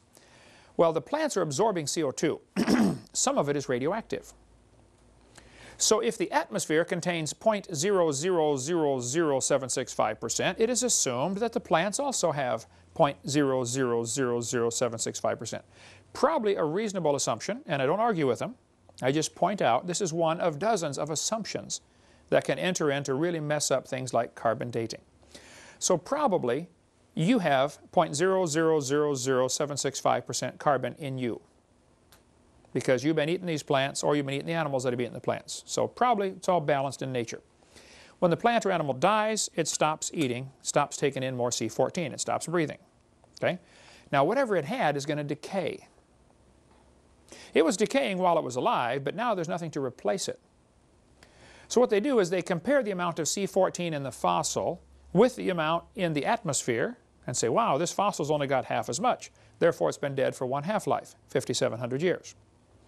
Because it continues to decay after it died, but now it can't be replaced. So while it was alive, it should have had about 0.0000765%. If it's only got 0.0003825%, it's been dead for one half-life, or two half-lives, or three half-lives, etc. In theory, it never goes to zero. But for practical purposes, you can't measure beyond a certain amount. You know, you're going to run out of stuff to measure. It goes from a half to a fourth to an eighth to a 16th to not enough to measure. A great article came out from Institute for Creation Research. They're the ones that did the RATE project, ICR.org. They said, with their short 5,700-year half-life, no carbon-14 atoms should exist in any carbon older than 250,000 years. They should all be gone. Yet it's proven impossible to find any natural source of carbon below the Ice Age that does not contain significant amounts of carbon-14.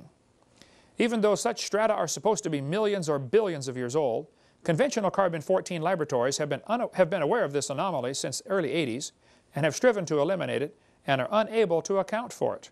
Lately, the world's best such laboratory, which has learned during 2 decades of low C14 measurements how not to contaminate specimens externally, under contract to creationists, they confirmed such observations for coal samples and even for a dozen diamonds. Now think what that means. The textbooks will tell you coal formed 250 million years ago in the Carboniferous era. And yet when they test coal, it still has carbon-14. How is that possible? If all the carbon-14 atoms would have disappeared in, say, 30, 40, 50,000 years, why would there still be carbon-14 atoms in coal? I got an idea. It's not 250,000 years old. Ooh, boy, they don't like that answer. They'll keep searching until they find another answer because they don't like that one for sure. And diamonds, which they say, you know, formed millions and millions of years ago, you know, they still have carbon-14 in them.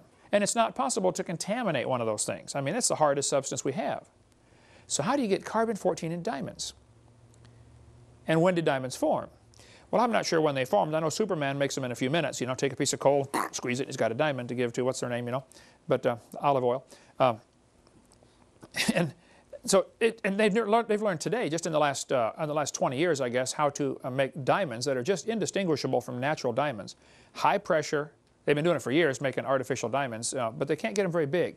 Now, just I think in 2005, they were able to get big diamonds with a synthetic process. They do it with pets and loved ones.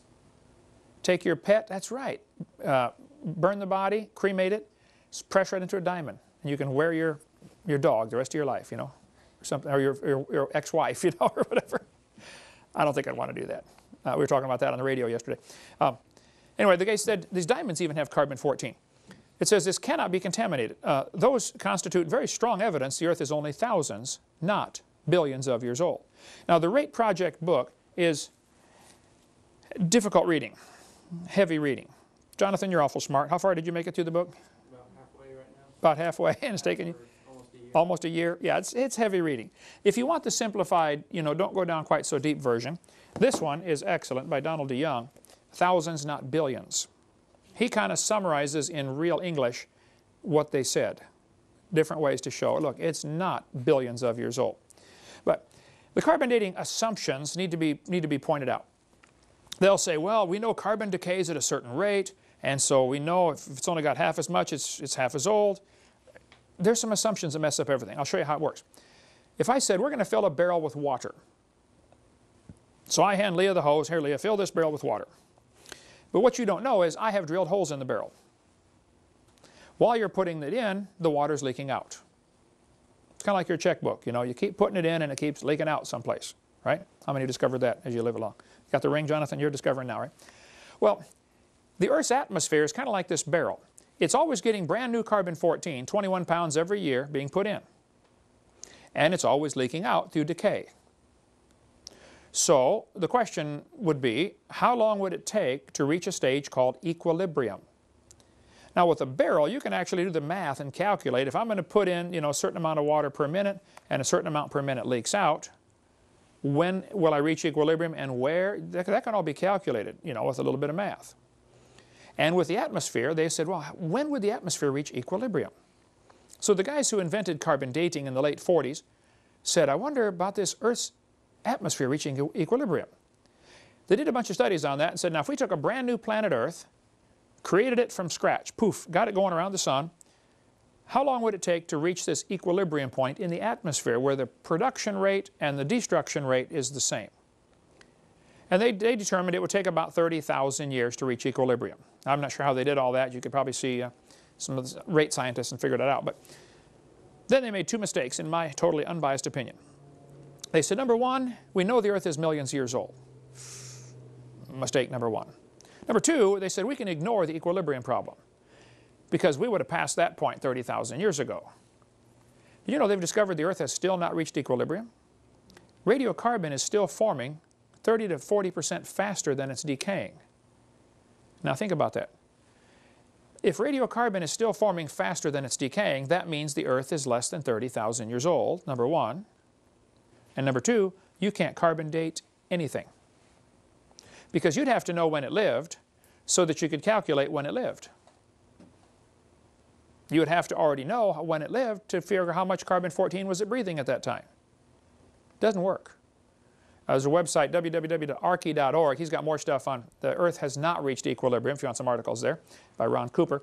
But this is a calibration curve. If an animal is still alive, it should give you about 16 clicks on your Geiger counter per minute per gram.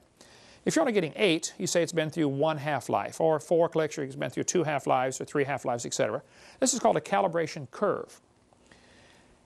In theory, it sounds like it should work, but there are several real obvious assumptions, and I don't know how they don't see it. Suppose you walked into a room and I said, I want you to tell me, here's this candle burning on a table, when was it lit? Find out it's 7 inches tall. I say, well, that won't tell me anything. Now we got to measure how fast it's burning. We measure the candle for a while, we get an Olympic stopwatch and we get it down to the nearest 40 bazillionths of a second, okay? And we all agree the candle is burning 1 inch an hour. Here's our two facts. 7 inches tall, burning 1 inch an hour. When was it lit? Mary, can't figure it out? Nobody can figure it out. Unless you make some assumptions. Assumption number one, how tall was the candle? And assumption number two, has it always burned at the same rate? Neither of those can be known. If you find a fossil in the dirt, the amount of carbon can be measured, the rate of decay can be determined. I don't argue with either of those. How much was in it when it lived? I don't know. Has it always decayed at the same rate? I don't know. Has it been contaminated, sitting there in the ground for all these millions of years? There's no way to know those things. If the Earth had a canopy of water above the atmosphere, or a canopy of ice, as we cover on Seminar 2, that would have blocked out a lot of radiation from the sun, which would have prevented most of the carbon-14 from even forming. So animals that lived before the flood would have lived in a world with much less carbon-14 to begin with, maybe none, but certainly less. And when we dig up the fossil that's been buried for 4,400 years, let's say it started with 4, where today we start with 16. We dig it up 4,400 years after the flood and say, wow, here's a mammoth that got buried, and it's carbon dated. Well, we're assuming it started at 16.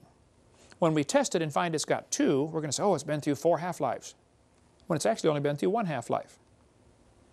Which is why it never works. When they first invented carbon dating, 1949, Willard Libby, they did some testing and they said, the lower leg of a mammoth was 15,000 years old, but the skin was 21,000.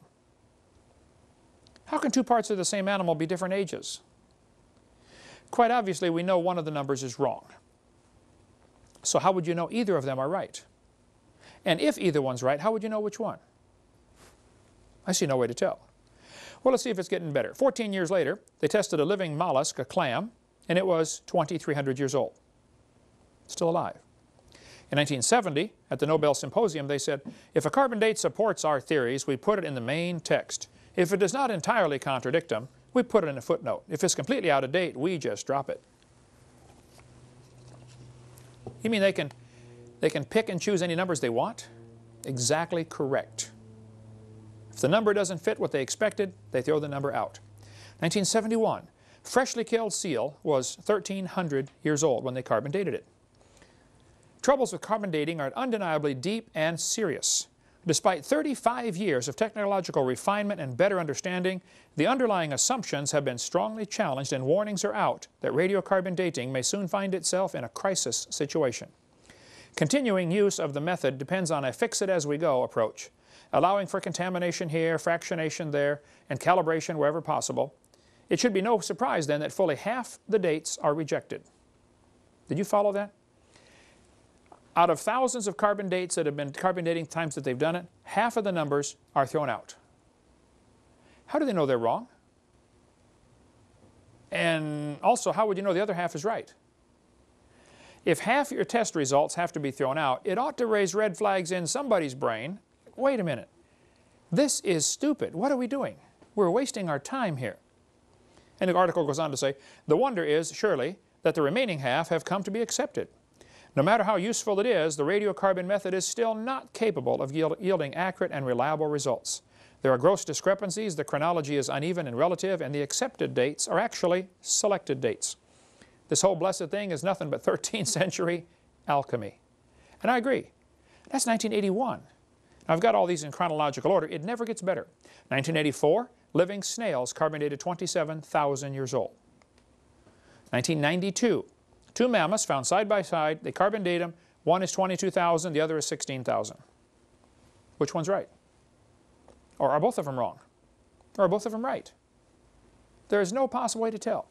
In 1996, Carl Swisher at Berkeley University used the most advanced techniques to date human fossils. Says last spring he was reevaluating Homo erectus skulls found in Java in the 1930s. He was testing the sediment found with them. The species was supposed to be extinct for 250,000 years. Swisher used two different dating methods. He kept making the same startling find. The bones were 53,000 years at most, and possibly no more than 27,000. Well, I'd like to point out two things here. He's looking for 250,000 as his answer, but he keeps getting 53 to 27,000, okay, which is only 1/4 of what he wants, 1/5 of what he wants, okay? But he's still getting a 96% error. I mean, is it 27,000 or 53,000? This is not an exact science.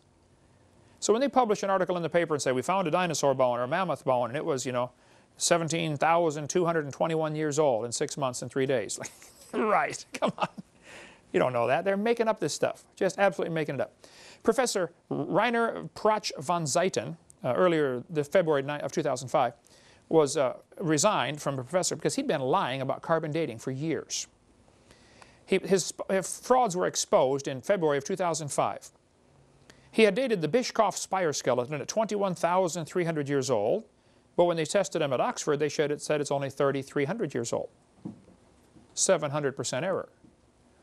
He had said, Professor Prach had said he had found the oldest German, the first German to ever move to Germany, 27,400 years old. They tested it at Oxford and said, this is an old man that died in 1750. He's 250 years old. The professor had been lying about this stuff for decades, and so he finally resigned in disgrace. Well, he should, okay? One part of a mammoth dated 29,000 years old, another part was 44,000. You talk about a slow birth. That would be it, okay? I like this article from Rand McNally. The last 2 years, an absolute date was obtained for the Gandong beds above the Trinil beds. That's in Indonesia. It has the interesting value of 300,000 years, plus or minus 300,000 years. Boy, they nailed that one right on the head, didn't they? Plus or minus, 300% error. In the Geological Survey Professional Paper 862, and I get some flack over this, but I've got the paper in the library somewhere. We couldn't find it here. There's all kinds of articles about carbon dating things in Alaska. I just want to show you a few things here. They carbon dated sample number SI-454. See that on the map there, on the chart there? And said it was 17,210 years, plus or minus 500. Then they tested sample SI-455 and said it's 24,140 years old. Well, 17,000, 24,000, say, wow, that's working good, until you find out that's the same sample as 454. Very same sample. Test it again. So is it 17,000 or 24,000? Sample number 299 was less than 20,000 years old. That little caret means less than. Sample number L137X is greater than 28,000.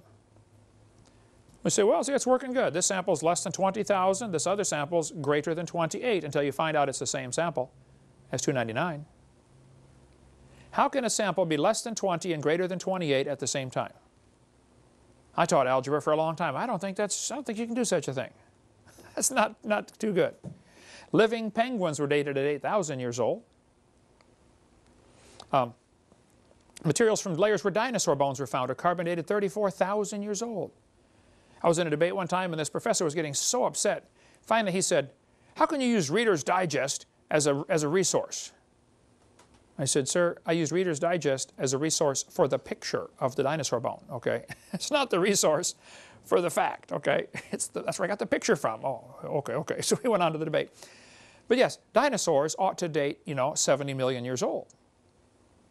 A Russian scientist dated dinosaur bones at less than 30,000 years old. Hugh Miller from Columbus, Ohio, took in 4 dinosaur bone samples and said, would you carbon date these? And they charge like $600 to carbon date something. They carbon dated them and said they're less than 20,000 years old. He said, oh, by the way, these are dinosaur bones. They said, oh, well, then they're not 20,000. We've got to test them again. Why can't they be 20,000? They said, well, we know dinosaurs lived 70 million years ago, so if you had told us that, we never would have carbon dated them.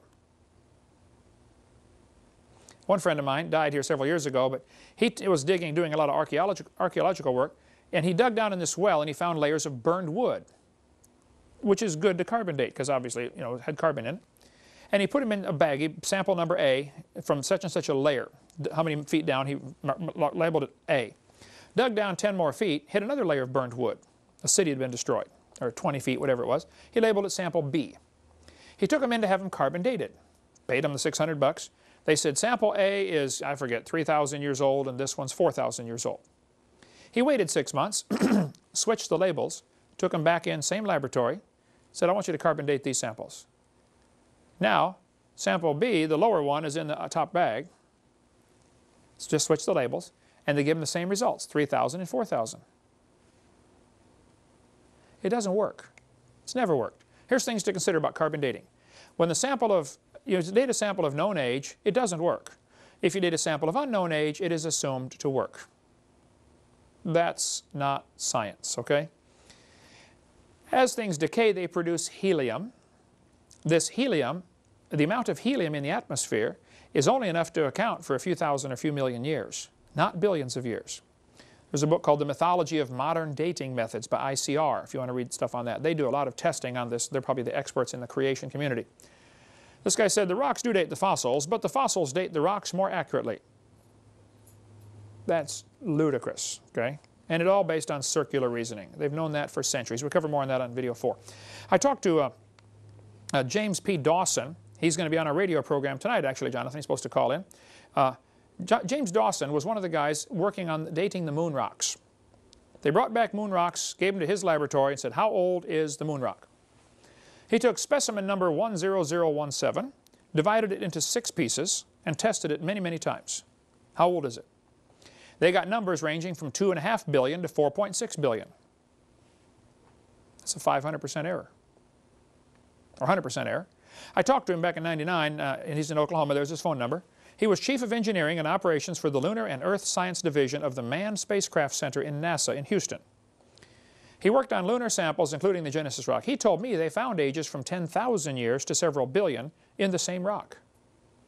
His website, jpdawson.com. How can one rock be 10,000 years old and several billion years old at the same time? Something is wrong, okay? The book Bones of Contention has a great chapter at the end called The Dating Game, showing how that they will just change the dates whenever necessary. If it doesn't fit the theory, oh, let's test it again until it fits the theory. See, the theory is important. The facts are not. Evolution, as I've said many times, is a carefully protected state religion. And that's all it is. What about potassium-argon dating? Does that work? Actually, the numbers are bigger, but the problems and assumptions are exactly the same, and you can demonstrate it doesn't work. Potassium decays very slowly. This chart shows the different elements and their half-life. Carbon has a half-life around 5,700 years, but potassium, it takes 1.3 billion years with a B for half of that to disappear. Very slowly decays. By the way, I would like to point out, Your Honor, just for, appeal, that all of the dating methods are based on the decay of an element. Uranium decays to lead. Potassium decays to argon. They're all moving down the periodic table, not up. All going down.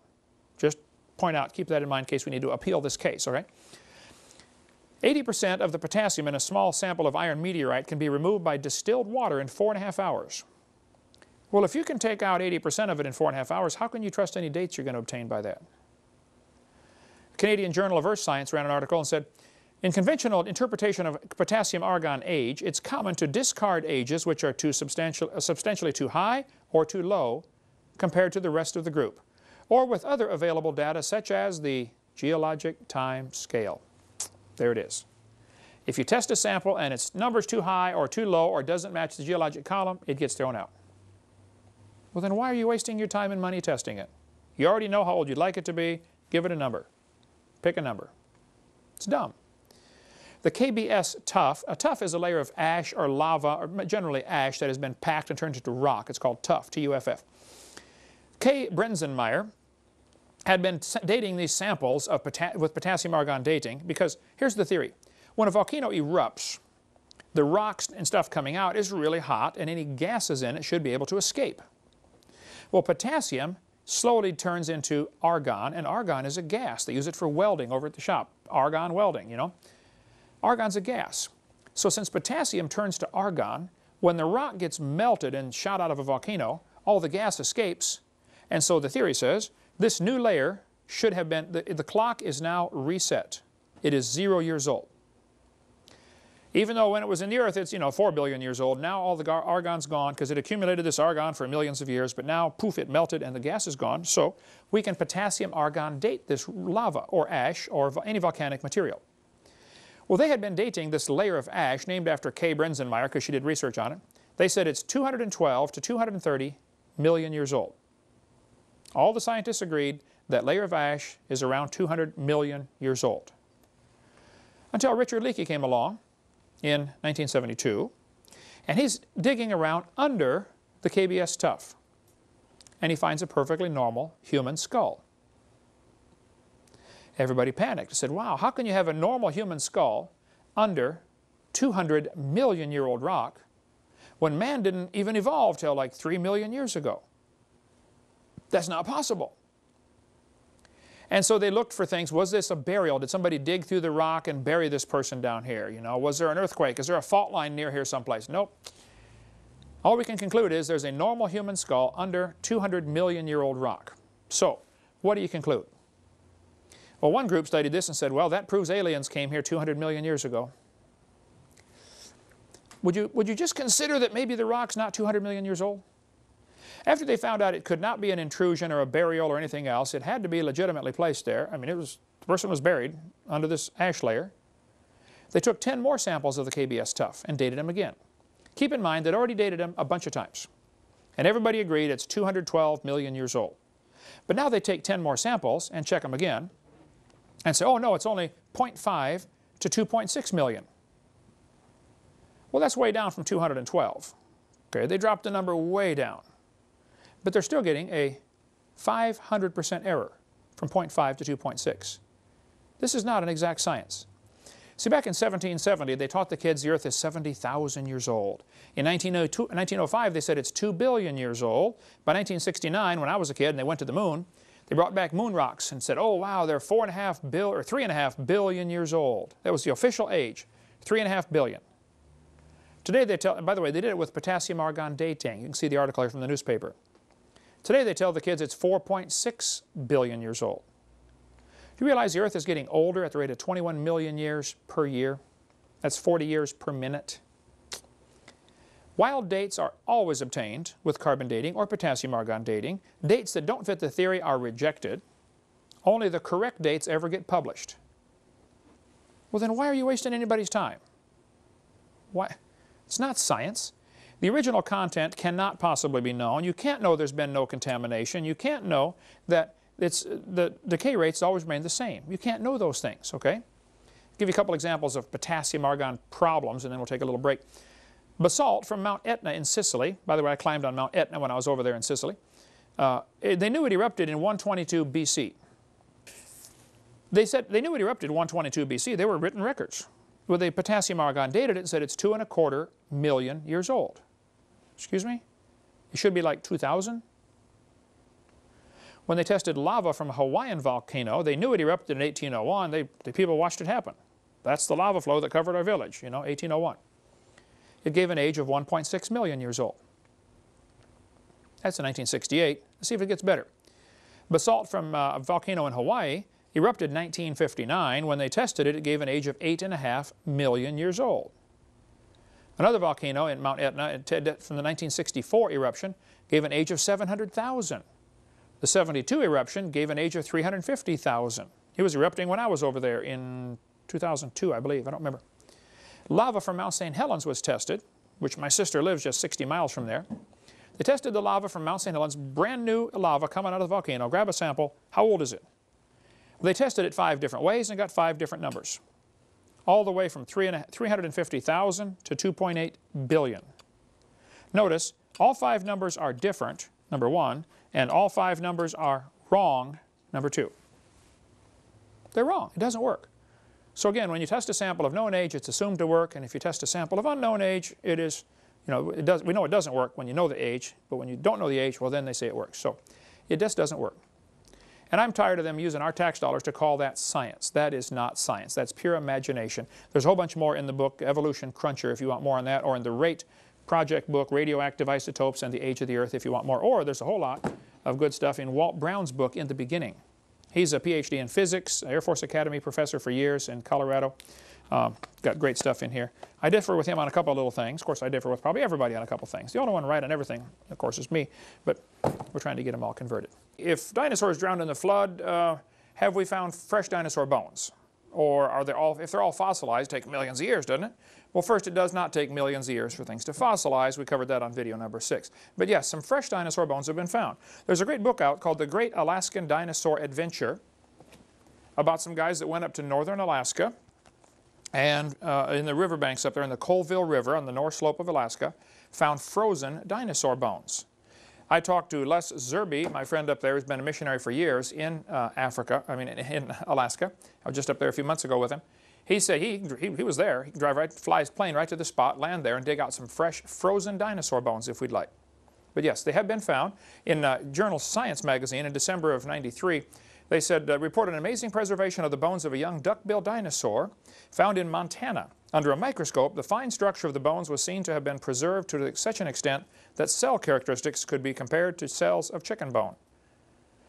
Anybody who teaches dinosaurs died millions of years ago has not studied the real evidence, okay? In northwestern Alaska, in 1961, a geologist found a bed of dinosaur bones in unpermineralized, that's unfossilized condition.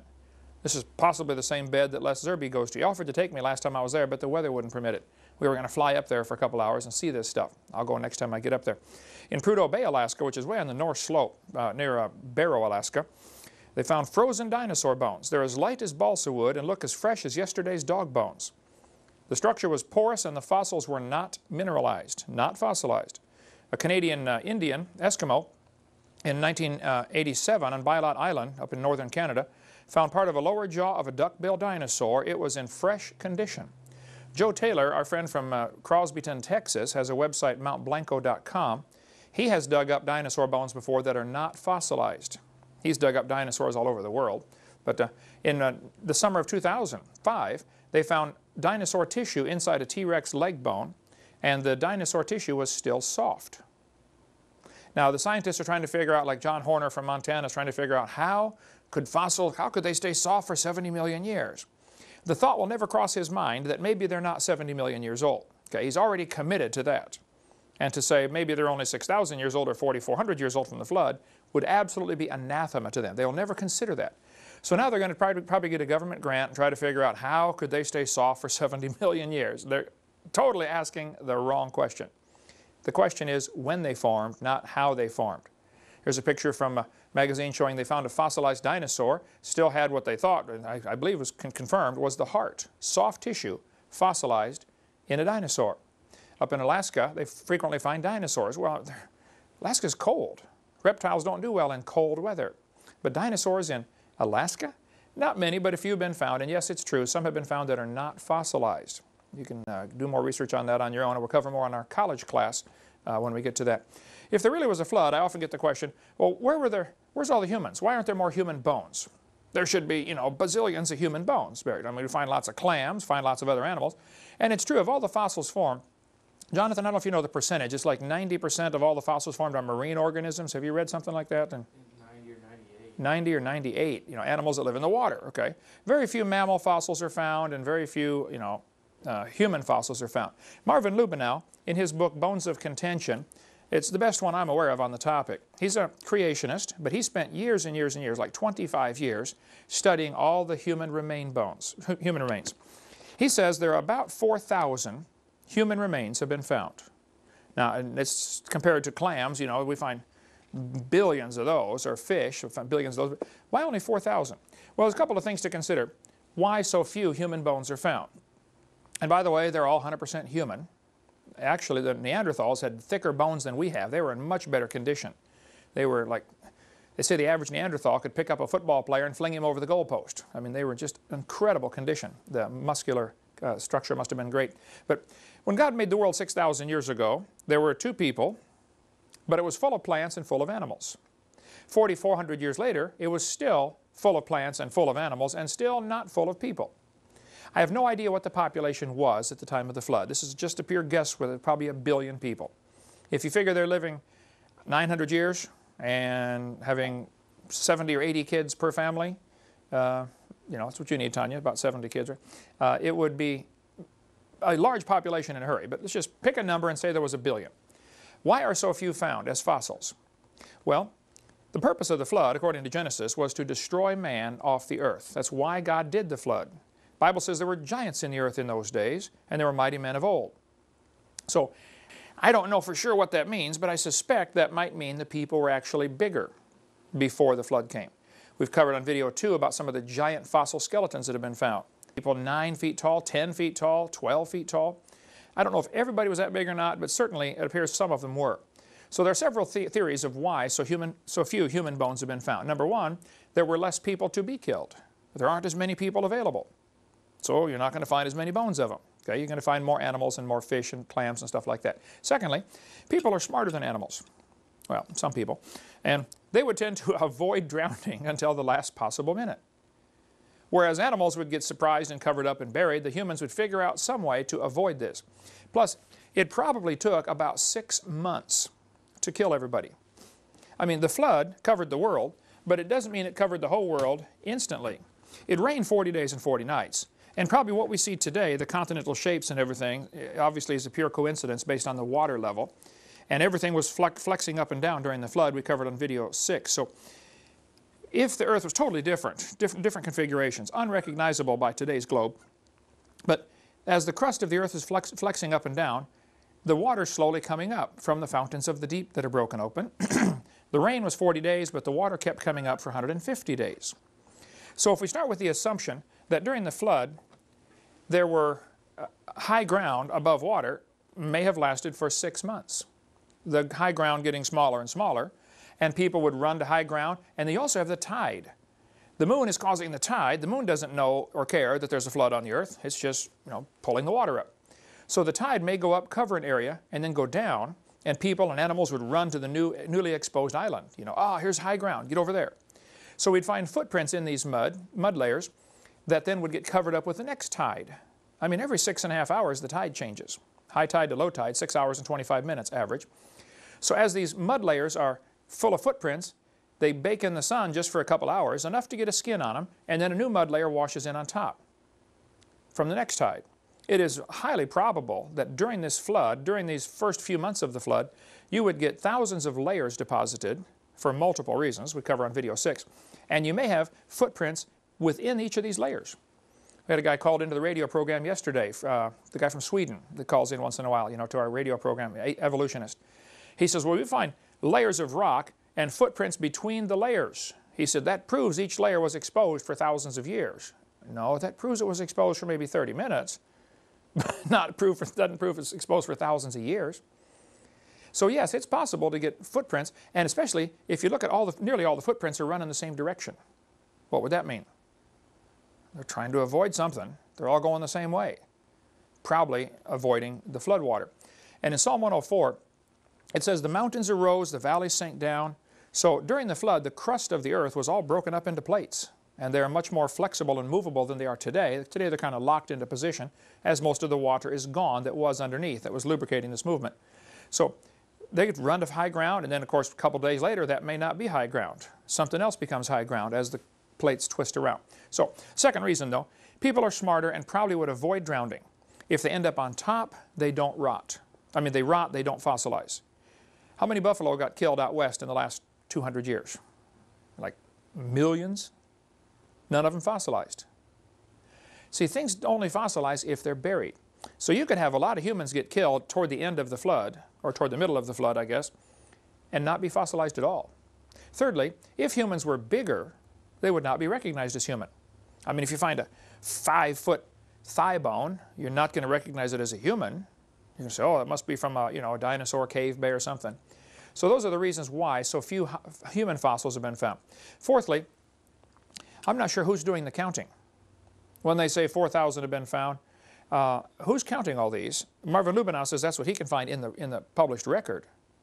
But how many things have been found that are human, fossilized, in certain layers, but it doesn't match the established scientific paradigm of the day, and so they say, we better not even report this. Because you're not allowed to find humans with dinosaurs, or else, man, you're going to lose your job. You can't go against the evolution theory. It's a carefully protected state religion. I point out, no human and chicken bones have been found fossilized together in the same rock strata, anywhere in the world. So that proves humans and chickens did not live at the same time. No, you know that's not good logic, okay? We don't have to find the bones together to prove they lived together. We don't have to find the footprints together to prove anything either. No human and chicken footprints have ever been found together. No coelacanth fossils were found for 65 million years of their geologic column. They've got their geologic column and they say, oh, coelacanths lived 65 million years ago. How do you know? Well, that's the last fossil we found of them. And then they find them still alive. What does that prove? For 65 million years, by their thinking, no coelacanths lived or no coelacanths fossilized. Obviously, they would say none, it just happened that none fossilized. Well, it could be that none of the humans fossilized either that were buried. Or weren't buried deep enough, or they haven't been found yet. All kinds of reasons for that.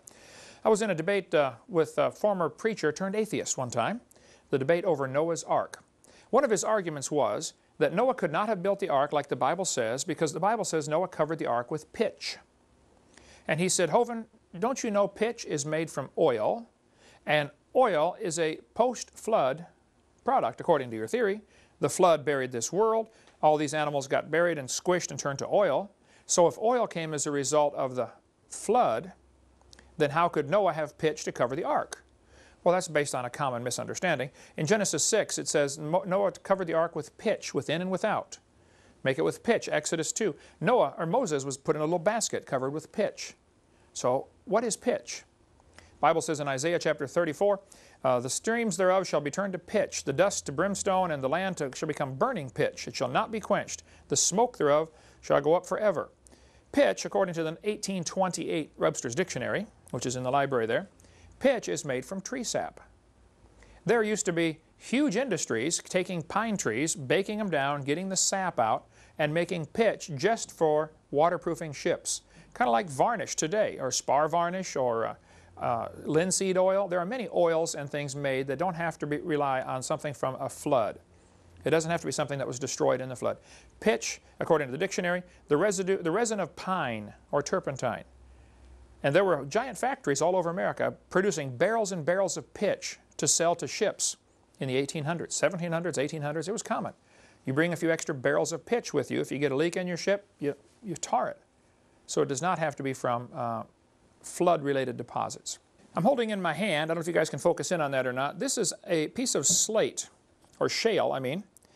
There are probably 60 layers to it, real thin layers, and you can see oil oozing out the side. But right there on the surface is it's a fish. It's true that animals under pressure turn to oil. It's a fact. This fish was squeezed between these layers, and you can see the actual impression of the fish. There's no question that at least some of the oil in the ground comes from organisms, living organisms, fish, people, whatever, that are squeezed. But that doesn't mean Noah had to have this kind of oil to waterproof the ark. Right? This is on our Creation Evidence Museum. If you want to come down to Dinosaur Adventureland, you can take a look at that. Next question. I often get asked the question, is modern man smart and ancient man stupid? Was he stupid or was ancient man really smart? There's a good book called The Puzzle of Ancient Man by Don Chittick. Excellent book. I believe they've had a hard time keeping it in print. We sell a lot of them, I know. It's really, really good. Going through all kinds of interesting artifacts that are found about humans, but made by humans, amazing machines and stuff that would have to be really, really old. Well, the Bible teaches before the flood came, the people lived to be 900 years old. Adam came pre-programmed straight from the hand of God. He could walk, talk, name the animals, and get married first day. He probably knew incredible amounts of information that was pre-programmed in, or after spending 100 years walking and talking with God, he just knew a lot of stuff that God told him. God would say, Adam, you see this tree right here? Watch this. You pull off the bark, scrape the inside, and chew on that. Oh, wow. Yeah, it's got vitamins. You need that, Adam. Probably a lot of the ancient medicines, that cultures have are remnants of things left over from knowledge passed down by the ancients. Like, how did the first guy know you can take a willow tree and scrape the bark off and make vitamin C out of the tea? I mean, how did they know that? Who's the first guy to start chewing on a tree? I mean, you got to wonder. Somebody must have told them. So, if they're living 900 years and having huge families and learning an incredible amount, I don't know how far advanced they got before the flood came, but I suspect possibly even more advanced than we are today. And some people say, well, why don't we dig up their cities? Well, the problem is we're looking at things that we need today and assuming that they needed them before the flood. Suppose they lived in a world with perfect weather. You don't need a house. Just go sleep on the grass. Suppose you lived in a world where none of the animals would harm you. All the animals were friendly. Everything's vegetarian, Genesis 1:29. Again, you don't need a house. And why don't we find their cars? Well, man, if you're 9 or 10 or 12 feet tall and can run 50 miles an hour, and everything's growing in your yard, you don't need to go anywhere anyway. Why do you need a highway system? Why do you need a car? You don't need airplanes. You don't need trains. So if you can think Garden of Eden conditions, the things that they needed would not be the same things that we need.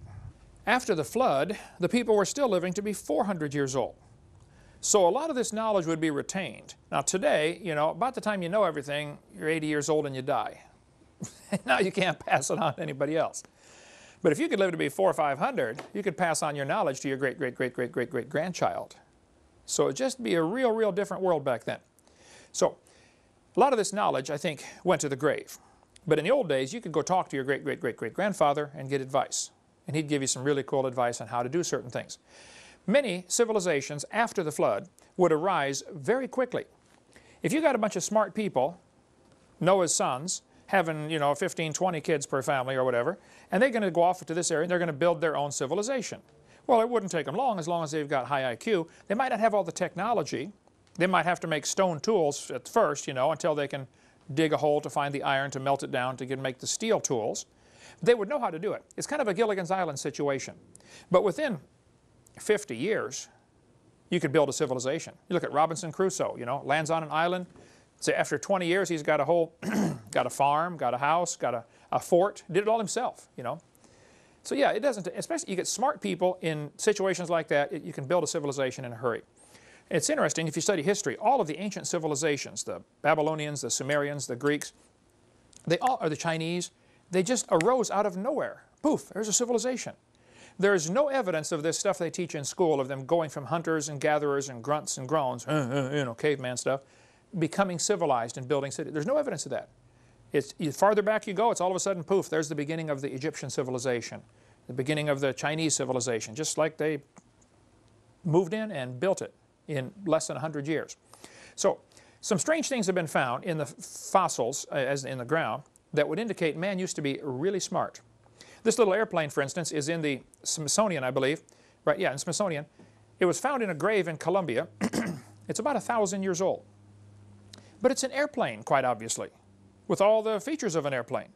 But it can't be an airplane, according to the evolutionist, so therefore they have it labelized in the Smithsonian as a stylized insect. Now tell me, does that look like a stylized insect to you? See, they can't admit that ancient man knew about airplanes because that would go against the theory. The theory says modern man is smart, ancient man was stupid. He was, a chimpanzee walking on four most of the time, slowly came up, and here we are today, the gods of the universe. That's the thinking in their mind. Actually, the evidence shows the opposite of that. Here's an airplane, again, found in an Egyptian tomb this time, 2,100 years old, pre-Christ. How did they know about airplanes? A little model airplane. They knew about flight. This iron pot, we've got a model of it here, was found inside a lump of coal. This is a replica. You can get a replica from Carl Baugh.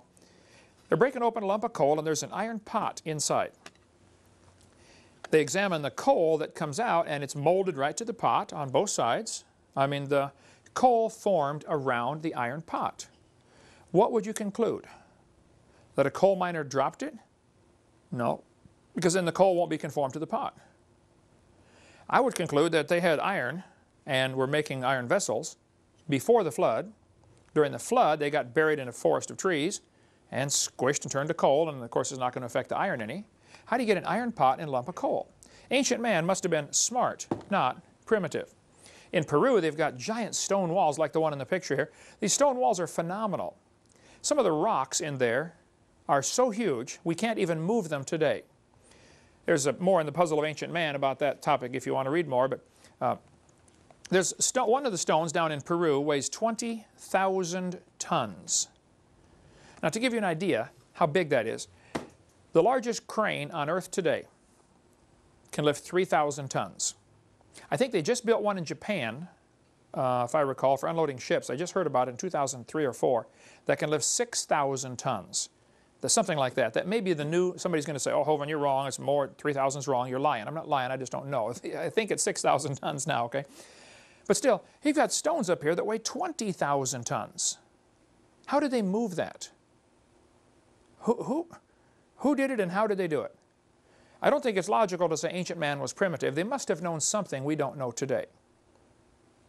Like this guy said, what is truly impossible about the block is that it's the size of a 5-story house and weighs 20,000 tons. We have no combination of machinery today that could dislodge such a weight, let alone move it.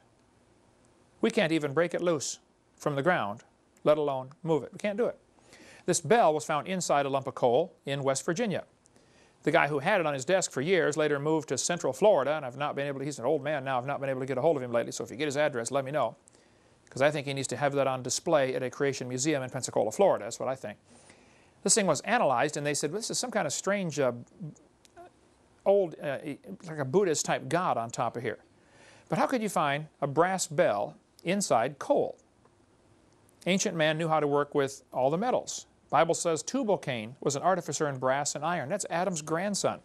They were already working with brass and iron. This little zinc and silver vessel was found inside rock, supposed to be 600 million years old. Well, I disagree with the 600 million year part, but they knew about things. There's a great article in the Puzzle of Ancient Man about the little device found in a ship that was sunk in 100 BC in the Aegean Sea, which is right next to Greece. Okay? It's got an analog computer on board. How on earth did they know about analog computers in 100 BC? It's called the Antikythera device, Antikythera mechanism. The History Channel in March of 2005 was amazing. It had a whole hour-long message about this Antikythera device found in Greece. They actually built a working model of it and said this thing, by turning the crank, would be able to predict where the planets would be or the sun would be. It'd be like an amazing computer for ships navigating. 100 BC. No, ancient man was not primitive. You can get copies of this hammer from our museum. This Dr. Baugh has the original in his museum. He lets us make replicas of it. This was found in 1934 in Texas, New London, Texas. When they first found the hammer, the handle was petrified, what was left of it. And they looked at the hammer and said, man, it was in solid rock. I said, what on earth? How can a hammer be in rock? And the rock was supposed to be 400 million years old. So, of course, guys who believe in evolution would say, well, that just proves aliens visited the planet 400 million years ago and one of them dropped his hammer. I mean, that's the kind of logic they use. Instead of thinking, you know, maybe our whole time scale's wrong. They will never consider that.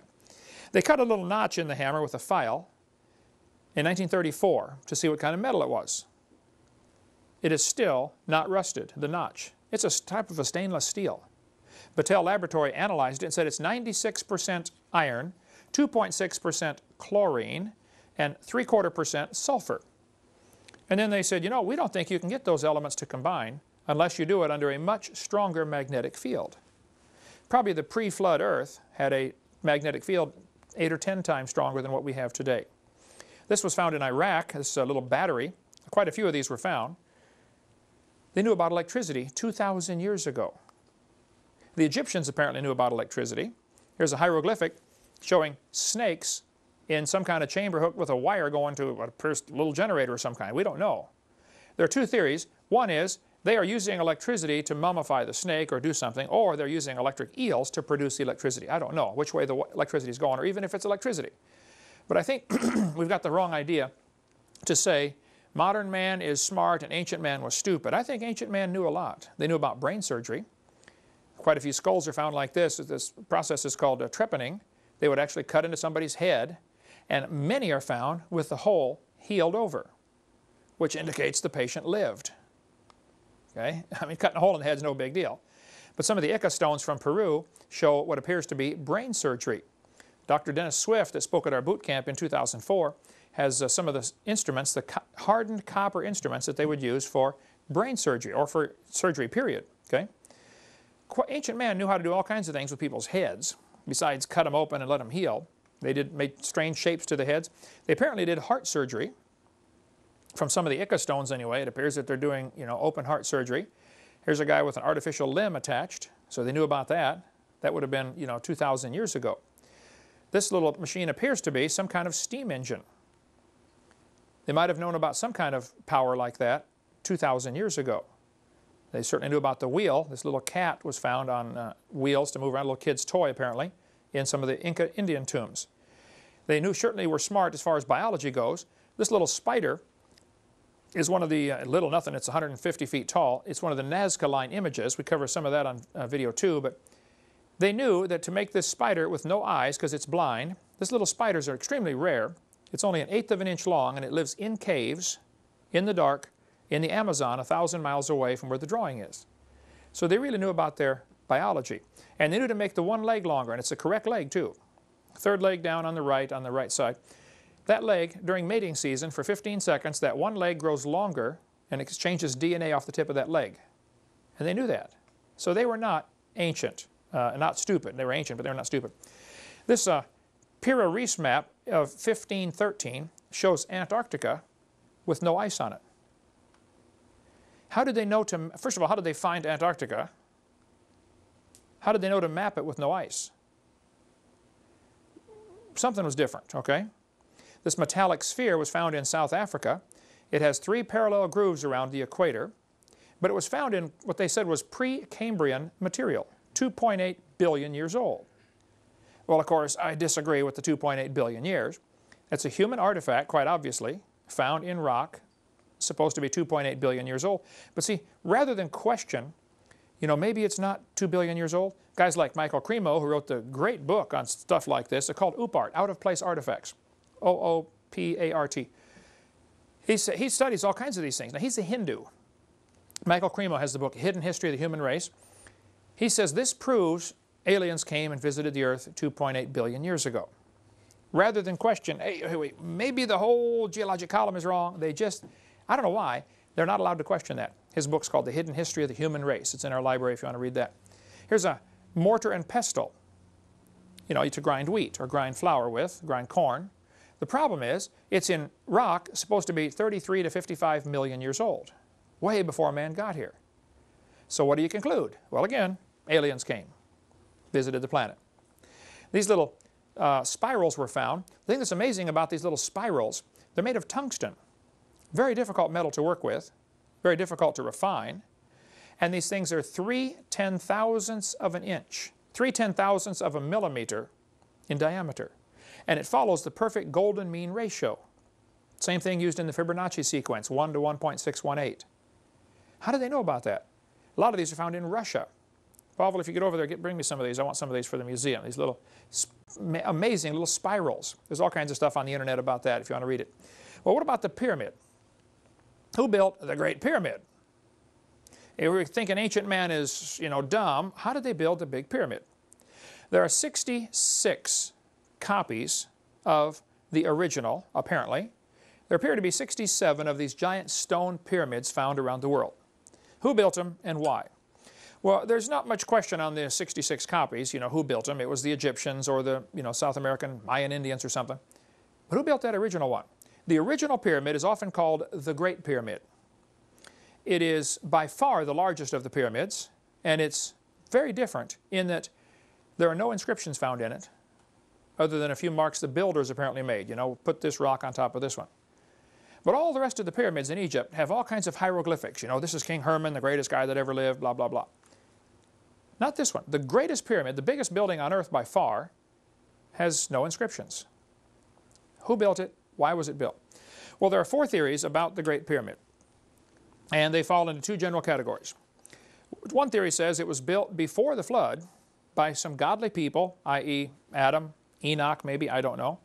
And the purpose of it was to preserve some ancient knowledge, because there are some amazing mathematical formulas in the pyramid. Like, twice the height divided by the base is the value of pi, 3.14159, I forget. There's all kinds of amazing mathematics in the Great Pyramid. So one theory says it was built by godly people before the flood. Second theory says it's built by heathen before the flood. It's just a heathen structure, some kind of temple worship or something. The third theory says it's built by godly people after the flood. And the fourth one says it's built by heathen after the flood. Probably it was not built during the flood. I think we could probably all agree on that, okay? Not a good time to build a pyramid. I kind of lean toward number 1, but I wouldn't prove that. I couldn't prove it and wouldn't be dogmatic about it. I think some godly people, probably Enoch, built this pyramid to preserve the gospel story. One of the theories on all this is, of course, Adam did not have a Bible. So God gave him the gospel story in the stars. This is what many people think, and I kind of lean that way, though I'm willing to discuss it. Noah did not have a Bible. And if the canopy was gone that used to protect him and probably amplified the light so they could see the stars better before the flood, 20 inches or 30 inches of ice, compacted, super frozen like we talked about on video 2, that canopy before the flood would have actually made it easier to see the stars, and they could actually hear the music of the stars. The zodiac, that's one of the theories. But Noah didn't have a Bible. He had a couple chapters, because Adam actually wrote part of Genesis. Okay, we cover that in the teledose coming up here soon. So God gave them the gospel in stone. This is how it preaches good. Whether it's true or not, I don't know. But basically, there used to be the gospel in stars, then there was the gospel in stone, and today we have the gospel in Scripture. The 3 different ways. Now, let's assume that there may be some truth to that and go from there. If there isn't, it's not a big deal. I won't lose any sleep over it. But the Great Pyramid is an amazing structure. By far the largest building on the planet today. Still, largest building in the world. Built bigger than anything ever built by man since. Some people think the Isaiah 19:19 passage is referring to the pyramid. It says, "In that day there shall be an altar to the Lord in the midst of the land of Egypt, and a pillar at the border thereof. And it shall be for a sign and a witness." There are quite a few folks who think that the pyramid is this is it. Because their teaching goes that Egypt split into 2 kingdoms, northern and southern kingdom, and they were fighting in civil war kind of stuff, and this pyramid is right on the border. And then when they united, it's now in the midst thereof. So it is both at the border and in the midst. Otherwise, how could a building be that way? Now, of course, the Jehovah's Witnesses have gone crazy with the pyramid. There are all kinds of books by Jehovah's Witnesses thinking, oh, this prophesies everything and proves Jehovah's Witnesses are right, And they kind of take it to real wild extremes. And there are many books available on the pyramid, some of which are absolutely loony. But it's very interesting reading. The pyramid is a huge building. It goes up 4 sides to the top, and the top stone was never installed. If you look at the diagram here, there's only one door into the pyramid. Nobody could find the door until 800 AD. That pyramid sat there for thousands of years, and nobody could find their way in. Finally, in 800 AD, some Arabs got a hammer and chisel and just started pounding a hole, chiseled their way into the pyramid. They chiseled and chiseled for months. And the guy kept telling his workers, oh, there's going to be lots of gold in here. You're all going to be rich, blah, blah, blah. Well, finally, after months and months of chiseling, everybody's getting tired of going in, digging a hole in the rock, okay, because it was solid rock. Finally, they were close to giving up, and they heard a noise of a rock falling. And he said, oh, it came from over that way. Let's chisel there. They chiseled over, and they hit one of the passages in the middle, and then had to work their way backwards to find the door. Had they known where it was, they could have walked up and just pushed it right open. But nobody could find this door for centuries. Well, once they found the pyramid and mapped it out, you see it's got an entrance where the A is. The entrance, only one entrance in, it immediately takes you on the broad road down to the pit, letter C. Or you can take a choice to make a turn and go up channel E there, up the narrow road that goes to the king's chamber. So your choice is the broad way that leads to the pit or the narrow way that leads to the king's chamber. Now that'll preach. It sounds like there's a little gospel in there somewhere, right? If you get to the king's chamber, you find yourself in an empty tomb where nobody ever rotted, no bodies decomposed in there, and it's on the 50th row of stones. What's that all mean? I don't know. There's a grand gallery that some people think has marks along the way, that in those marks, if they go by pyramid inches, which is a little bigger than our inch, the pyramid inch, they say each one marks a year, and they say on this grand gallery that it's got marked off where World War I is, World War II, major events through world history are supposedly marked off in the grand gallery. That's some of the stuff you read in these books when you read about the pyramid. It's the largest building by far. It contains enough stone to build a 10-foot high brick wall all the way around Texas, or France. They're about the same size. 10-foot high brick wall around Texas. The top of the pyramid is 455 feet high. The 50th row of stones, which is interesting, the 50th year jubilee, the 50th row of stones is where the king's chamber is. And those who teach that the pyramid has Christian symbolism, of course, will jump on this type of thing, the broad way, the narrow way, the king's chamber, etc. Or you go down to the pit. In the king's chamber is an empty tomb. I was told, I didn't check it out, maybe it's not correct, but it has the same volume, this empty tomb, as the Ark of the Covenant.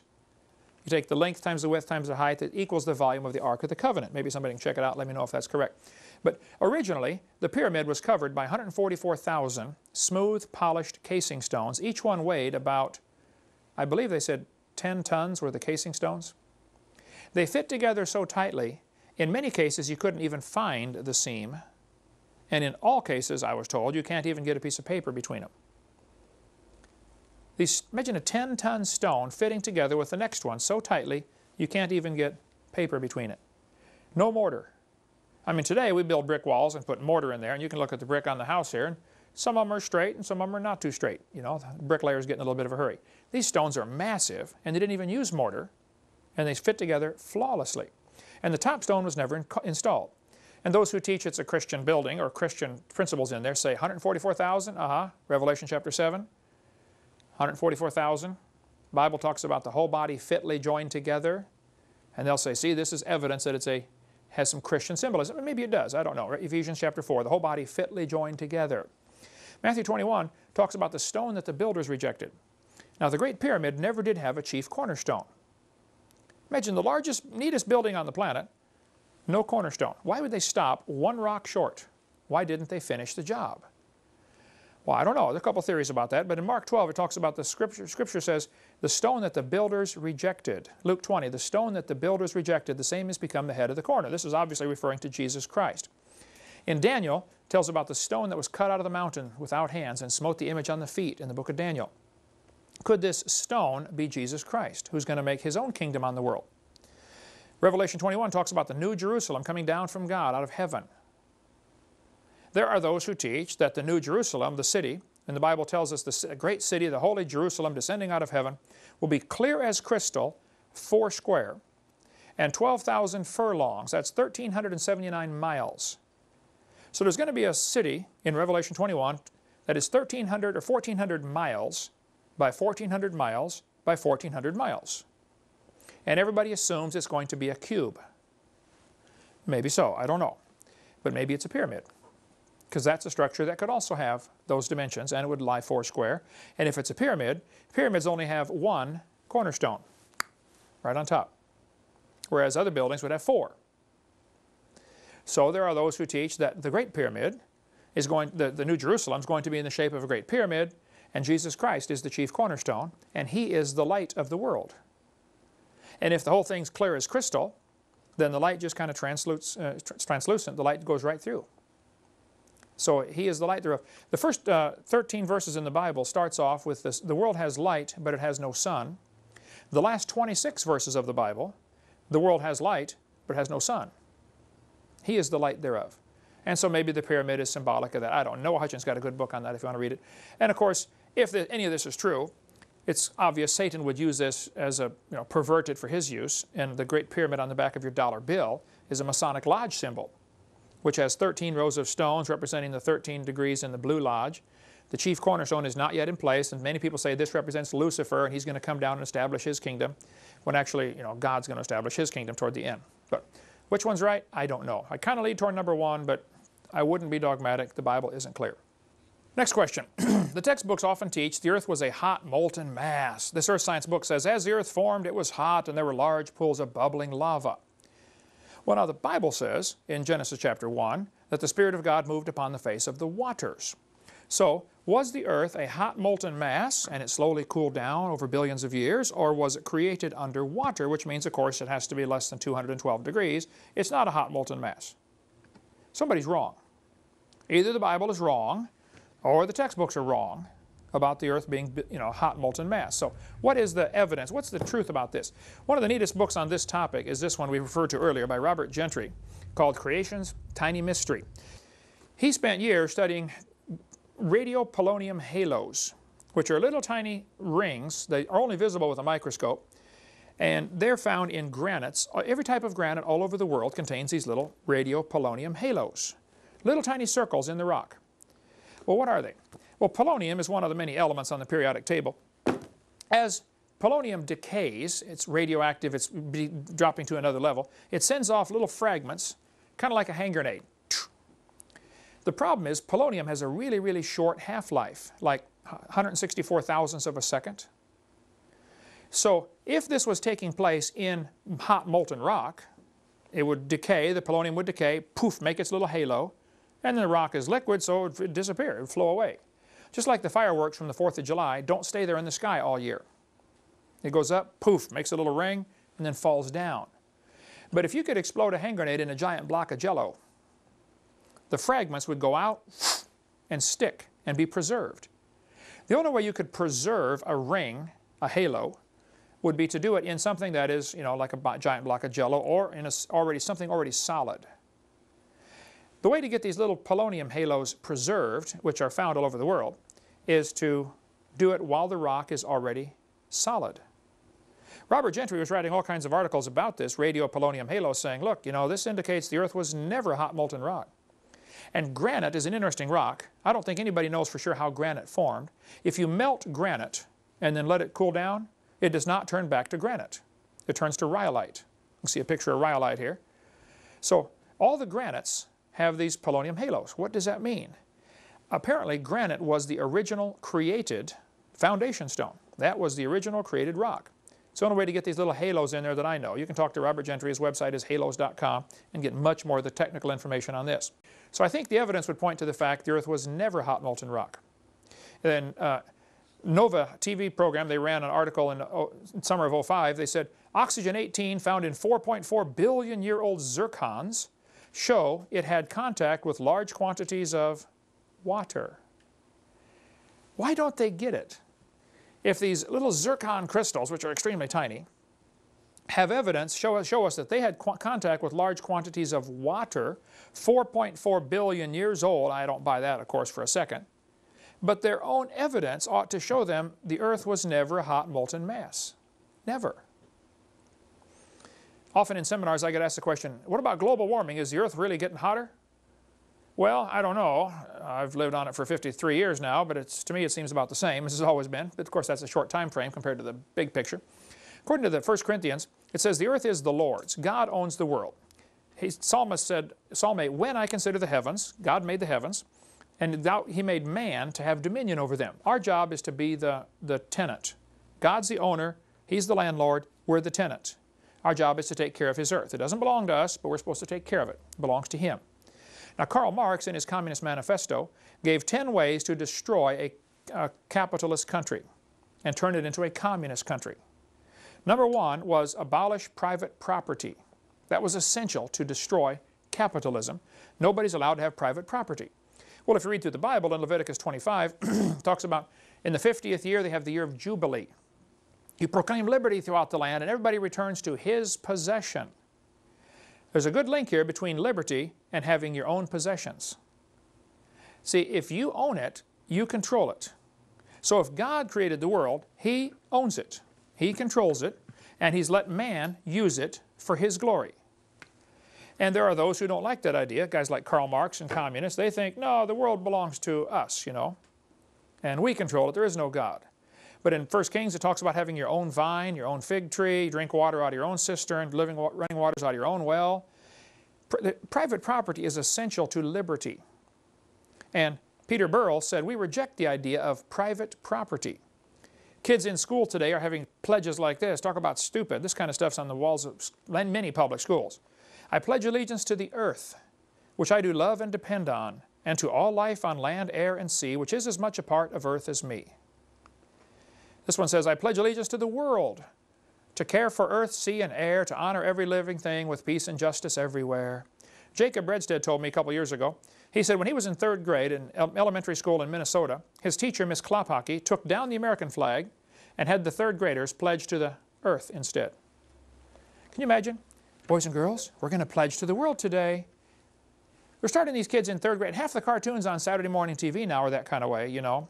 Destroy the mean old capitalists, you know, that are destroying the world, and save the planet, you know, Captain Planet. There's all kinds of cartoons designed to get the kids thinking that, you know, we got to save the earth.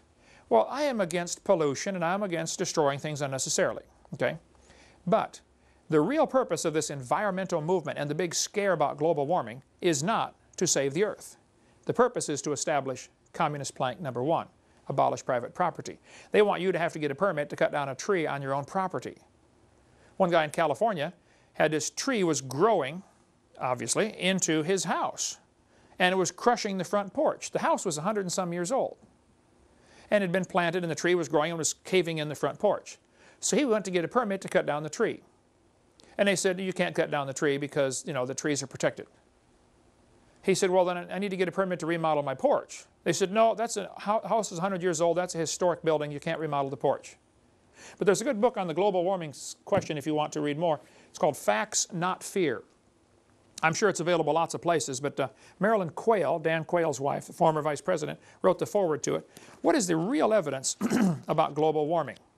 And you can take a look through that if you'd like. It's in our library, or order your own if you'd like. They said in a magazine that man-made rainforest baffles scientists. They said, a man-made rainforest that should have taken millennia to evolve has baffled scientists by springing up in just 150 years. This business of us destroying the planet and destroying these ancient rainforests and, you know, oh, we're going to ruin the world and the sky is falling is, I think, baloney. And there are a lot of environmentalists that are probably very sincere, very intelligent, and very wrong. And they're fighting the wrong battle. Now, it's true, people abuse the environment, and when somebody's dumping chemicals upstream from my house, you know, I'm going to sue them and say, don't dump that in my water supply, okay? That's fine. But if there's an environmental problem, is the government the one to fix it? Show me anything they fixed. If they fix it, it'll cost 10 times more than it should, and probably still won't be right. I do believe in global warming, though. The Bible says in Revelation 16, the 4th angel poured out his vial upon the sun, and the power was given to him to scorch men with fire. There's going to be global warming. Hasn't happened yet. Coming soon to a city near you. For more information on the Ministry of Creation Science Evangelism, write us at Creation Science Evangelism, P.O. Box 37338, Pensacola, Florida 32526, USA. Or call us at 850-479-3466. That's 850-479-DINO. You may also visit us on the web at www.drdino.com. That's www.drdino.com.